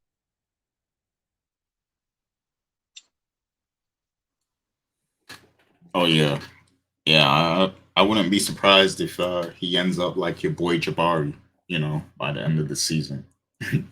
Oh yeah. But yeah. So speaking of Kane, right? Last question that I had, Rich alluded to this earlier, where he said, they might be building towards a Tariq and Kane kind of dynamic, right? And in this episode, we kind of see Kane making a lot of moves. So, whereas Tariq was kind of burning the house down, and kind of, rebelling against like Brayden and Effie and cutting them off, Kane seemed like he was trying to build trust and get leverage with them because, he brought the Lorenzo's insurance policy thing, and he offered to add it to the Western Holdings fund if Brayden can get back involved in the business, and because of Tariq and stuff. And then he went to Effie at the end. He stopped her from shutting down the app and everything, and he basically told her like, I'll give you some product directly, for you to sell and stuff like that. So he's kind of building up her trust now, because she probably feels like she hasn't got anyone, because she knows that Tariq is angry at her. He's being petty, and Brayden is likely taking, Tariq's side. We saw Effie and Brayden had that argument outside the stash house or whatever. So yeah, do you think that Kane is actually going to earn the trust of, Brayden and Effie, and kind of flip things on Tariq a little bit? Would you think about that, Dana?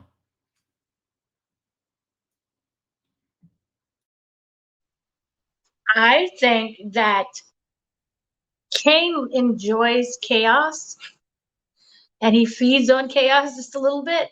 So to him, being able to toy with these people and their emotions, um, I think that's what he likes. I view Kane as the Kane from the original Power series of this whole thing. He's just funny that way.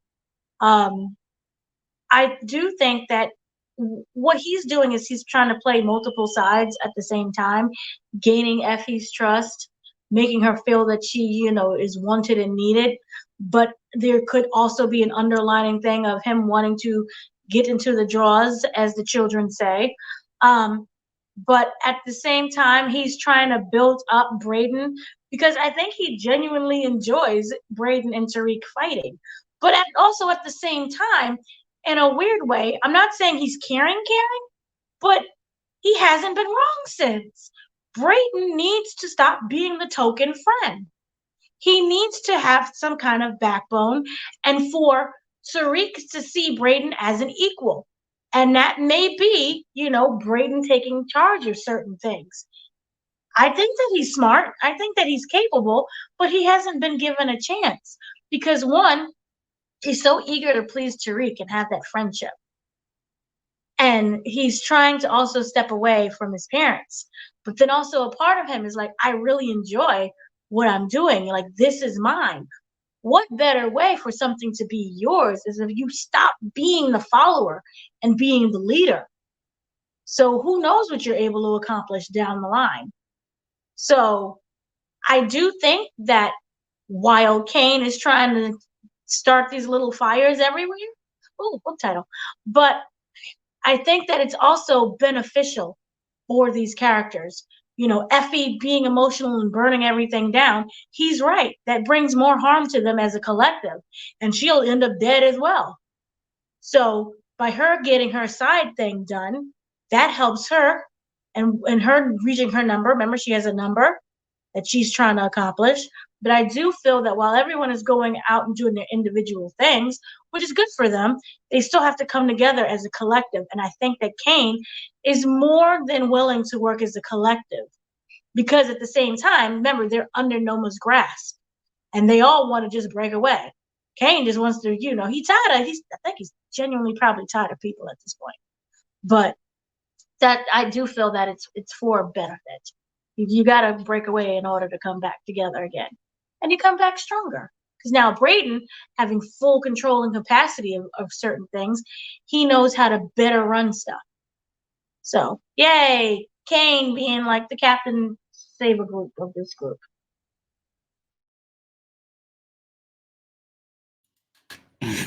Captain Saber. That's hilarious. But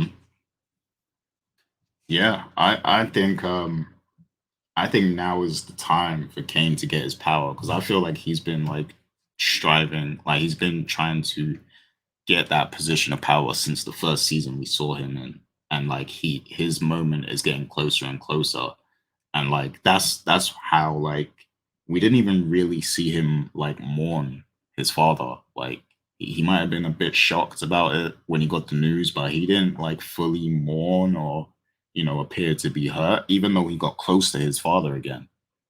And to me, it's like he's always thinking about being in that spot, that number one spot. And now, Monet is in his way. Tariq is in his way. Obi and Noma, like these are the people that kind of stand in his way. And yeah, it just feels like at this point he's playing the game, and he sees, he sees that position within his grasp. Like he sees it getting closer, to him being the top player. So I think he's gonna be like very strategic in the next few episodes. And by the season, he might be ready to make a huge power play. And the whole Obi and Noma thing could even tie into this a little bit, because he could even possibly go for the top distro spot. Because if you remember in the original Power, what position were they always fighting for? Distro. Everyone wanted to be the distro. And in a sense, it seems like Obi and Noma are kind of like at the top of the food chain now in terms of being those suppliers, the distributors and stuff. So maybe he even wants to go that far, but it's just a matter of can he.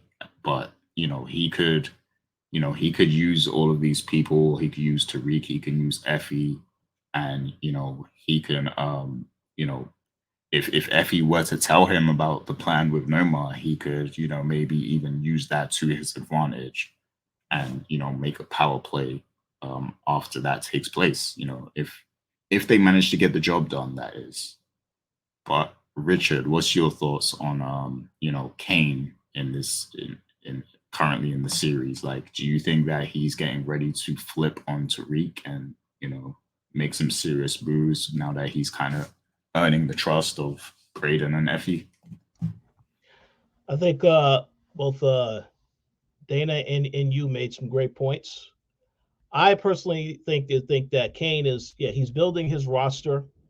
Obviously, he's been interested in Effie for quite a while, and I think now him helping her is going to be like, I think what you said earlier in this podcast, Gary, is that possibly by the end of the season, there's a fracture throughout. Groups are going to be split off. I think that Kane and Effie can do their own thing with course correct. And again, as you alluded to, he could use that plan that Effie had to basically approach Noma, which when you think about it, I know, Dana, you mentioned earlier, it feels like that's a throwaway thing when they add the whole kid thing in there. But now that I think about it more, the reason why they added that in there, because it goes back to the threat that they gave them, Tariq, Brayden, and Effie and Kane at the beginning of this season, when Obi said, if you don't give us our money, then we're going to start going after your family members. So that is pretty much, I think, why they put that in there, to basically say, oh, so what if somebody was to go after someone in Noma's family? That's what I think the explanation is for why they did that. But to answer the question, I do agree that Kane, it's time for him to get some power. And I think that him having his own separate thing happening is the way to go, because it feels like the stuff with Drew and Monet, that's an entirely different situation. He knows Monet obviously had something to do with Lorenzo's death. He's not stupid, even though Monet wants him to think that, even though Monet believes he is stupid and can't figure this stuff out, he knows what's really happening with that. So yeah, for him to end up becoming the top distro, that would be quite a hell of a turn, and I can see that happening for sure. But it feels like it is headed in that direction. We'll see what happens. But the one thing I do want to remind you both, as well as the commenters, let's see what happens when all of these people find out that Loren is still alive. That, I think, will really complicate things further, because even if Kane was to start to get close to Effie, right? Okay, so let's say he does get close to Effie. Okay, then you find out that they were unable to kill Loren. What happens at that point? Obviously, you need to get rid of Loren because she's still a threat. But the question is, will you take this anger out on Effie and Brayden? That's a question that has to be answered. So I kind of feel like all of this is going to come to a head once he finds out, and everybody finds out Loren is still alive. Only Tariq knows she's alive, but for how long? So we'll see what happens. But yeah, stay tuned. That's all I could say, because I have no idea what's going to happen, but I'm looking forward to seeing how all these storylines come to a head going into the end of this season and going into next season. You said something key there, because that is kind of Tariq's big leverage here. Loren, like that's his like big trump card, because nobody else knows but him now. Of course, like Sax knows and stuff, but like nobody else in the crew knows besides him. So that's like another trump card. And who was it that Loren had on the wire, it was Kane. So Yeah. so yeah, Yep. like if Kane was to try and make some moves and try and flip on Tariq, yeah, he can get in Lauren's ear maybe and have her throw his name around as the kingpin or something. So hmm um, that's interesting. Dana, was you gonna say something else?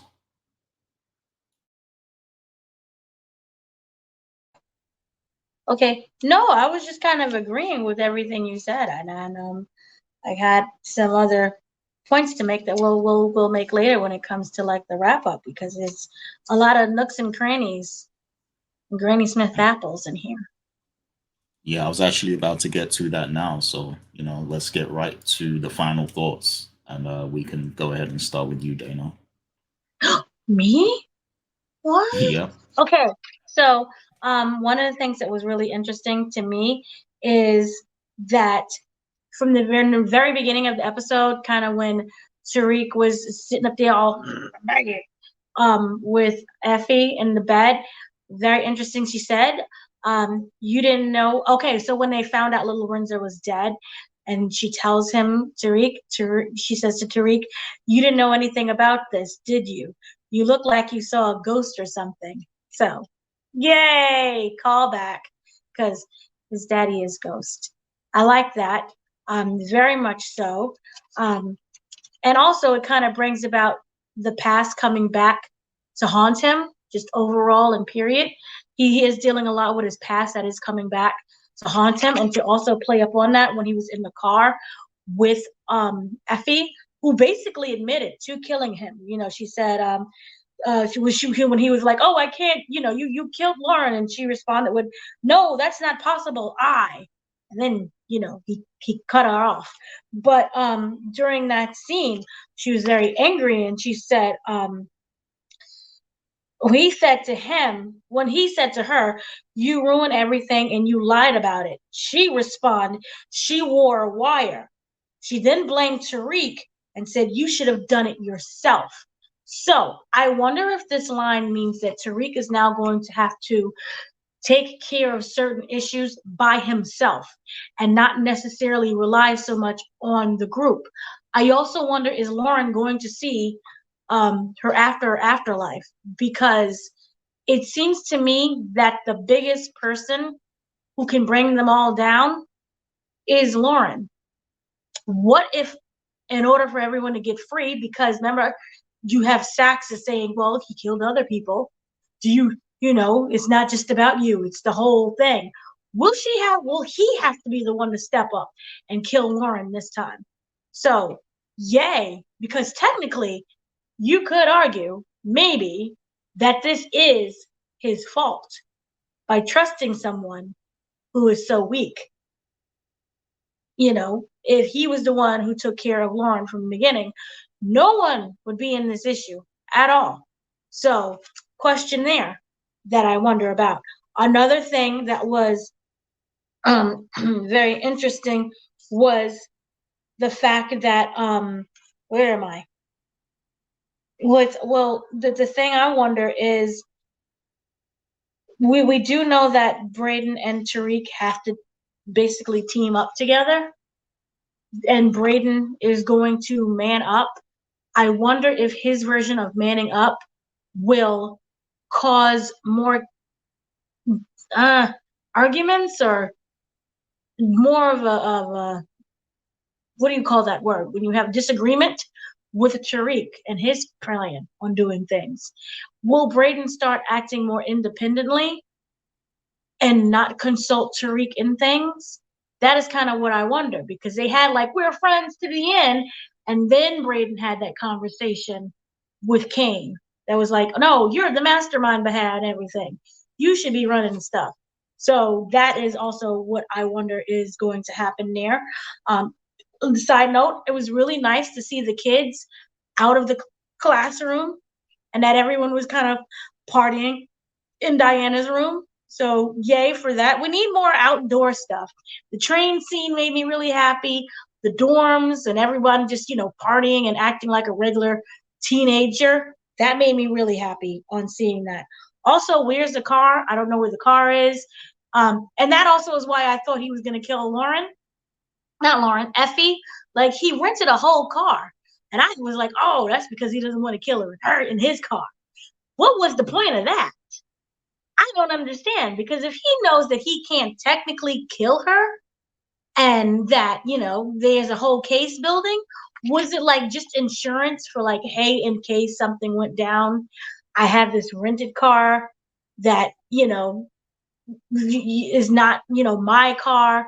So therefore it's, and I'm not going to say, no, it's easy to trace a rented car, but more of in terms of like, if anything did pop off, the car is already rented and I can make up some fabrication as to why Effie is suddenly dead, just in case it did end that way, because you don't know what could happen. All he wanted was a confession. But again, she could have been like, no, I'm going to kill you too. We don't know. And then also remember, Brayden kills people in terms of, not Brayden, I'm sorry, Tariq kills people. Remember what happened to that guy who was connected to Stern with that whole knife situation? I wonder if we're going to get something back in terms of that. Yeah, so that was basically it. And then we had like the scene from Monet, and Monet is now going to be tormented by the ghost of Lorenzo. But seems to be a theme in the Ghost Power series, because remember, Kane came back, like the Kane, original Kane. He came back, I think, in like season 1 and was like the ghost of Tariq in that way. Remember, he was talking to him a little bit. So I wonder how long Lorenzo is going to stay here and start haunting Monet, and what is really going to go on with Monet. What is her plan? I don't know what her plan is. We do know, I feel, that Kane knows that Monet killed Lorenzo. And I also believe that he set it up, not deliberately, but if he dies, he dies situation, because he kept pressing, you got to tell Ma, you got to tell Ma. And I don't think that he's stupid. I think he knew that Monet would kill Lorenzo if she ever found out that Lorenzo killed Zeke. And that's what happened. So I wonder how that is going to happen. So there's a lot of things that are going on. And then again, Kane took Lorenzo's chain. And that's when Drew was like, oh, you think you're the head of the family? So there's a lot of brokenness that's going on with everyone. And that's what makes the show really exciting. So I'm here for it.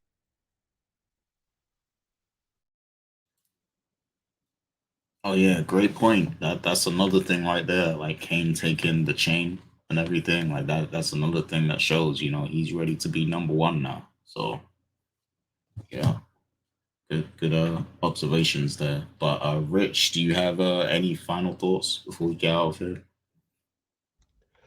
Oh no, I was just going to say excellent observations from both you and Dana, as always. I thought it was an excellent episode. So I mean, I'm looking forward to seeing what happens next week. But everyone did an outstanding job. I'm looking forward to seeing what the people say in the comment section as well, because everyone, I mean, listen, I think we've been pretty positive on the show so far this season. So I mean, I think it's going to continue, because again, there's a lot of interesting things happening with all the different characters. So but yeah, I look forward to it. But excellent job on this episode, and can't wait to see what happens next week. Indeed. I can't wait myself. But yeah, excellent episode. I loved seeing this version of Tariq and everything. And yeah, I can't wait to see where they take it from here. And I'll be watching for the comments. I can't wait to see what the people say as well. But that is going to be it for now. I see we ran a little bit long, but hopefully the people don't mind. This is long form content. It's a podcast, so sometimes it's going to run a bit long. It is what it is. But yeah, we will be back next week to recap episode 7 of Power Book 2 Ghost Season 3. So look out for that. And yeah, take care of yourselves. Stay healthy, everyone. See you soon. Peace out.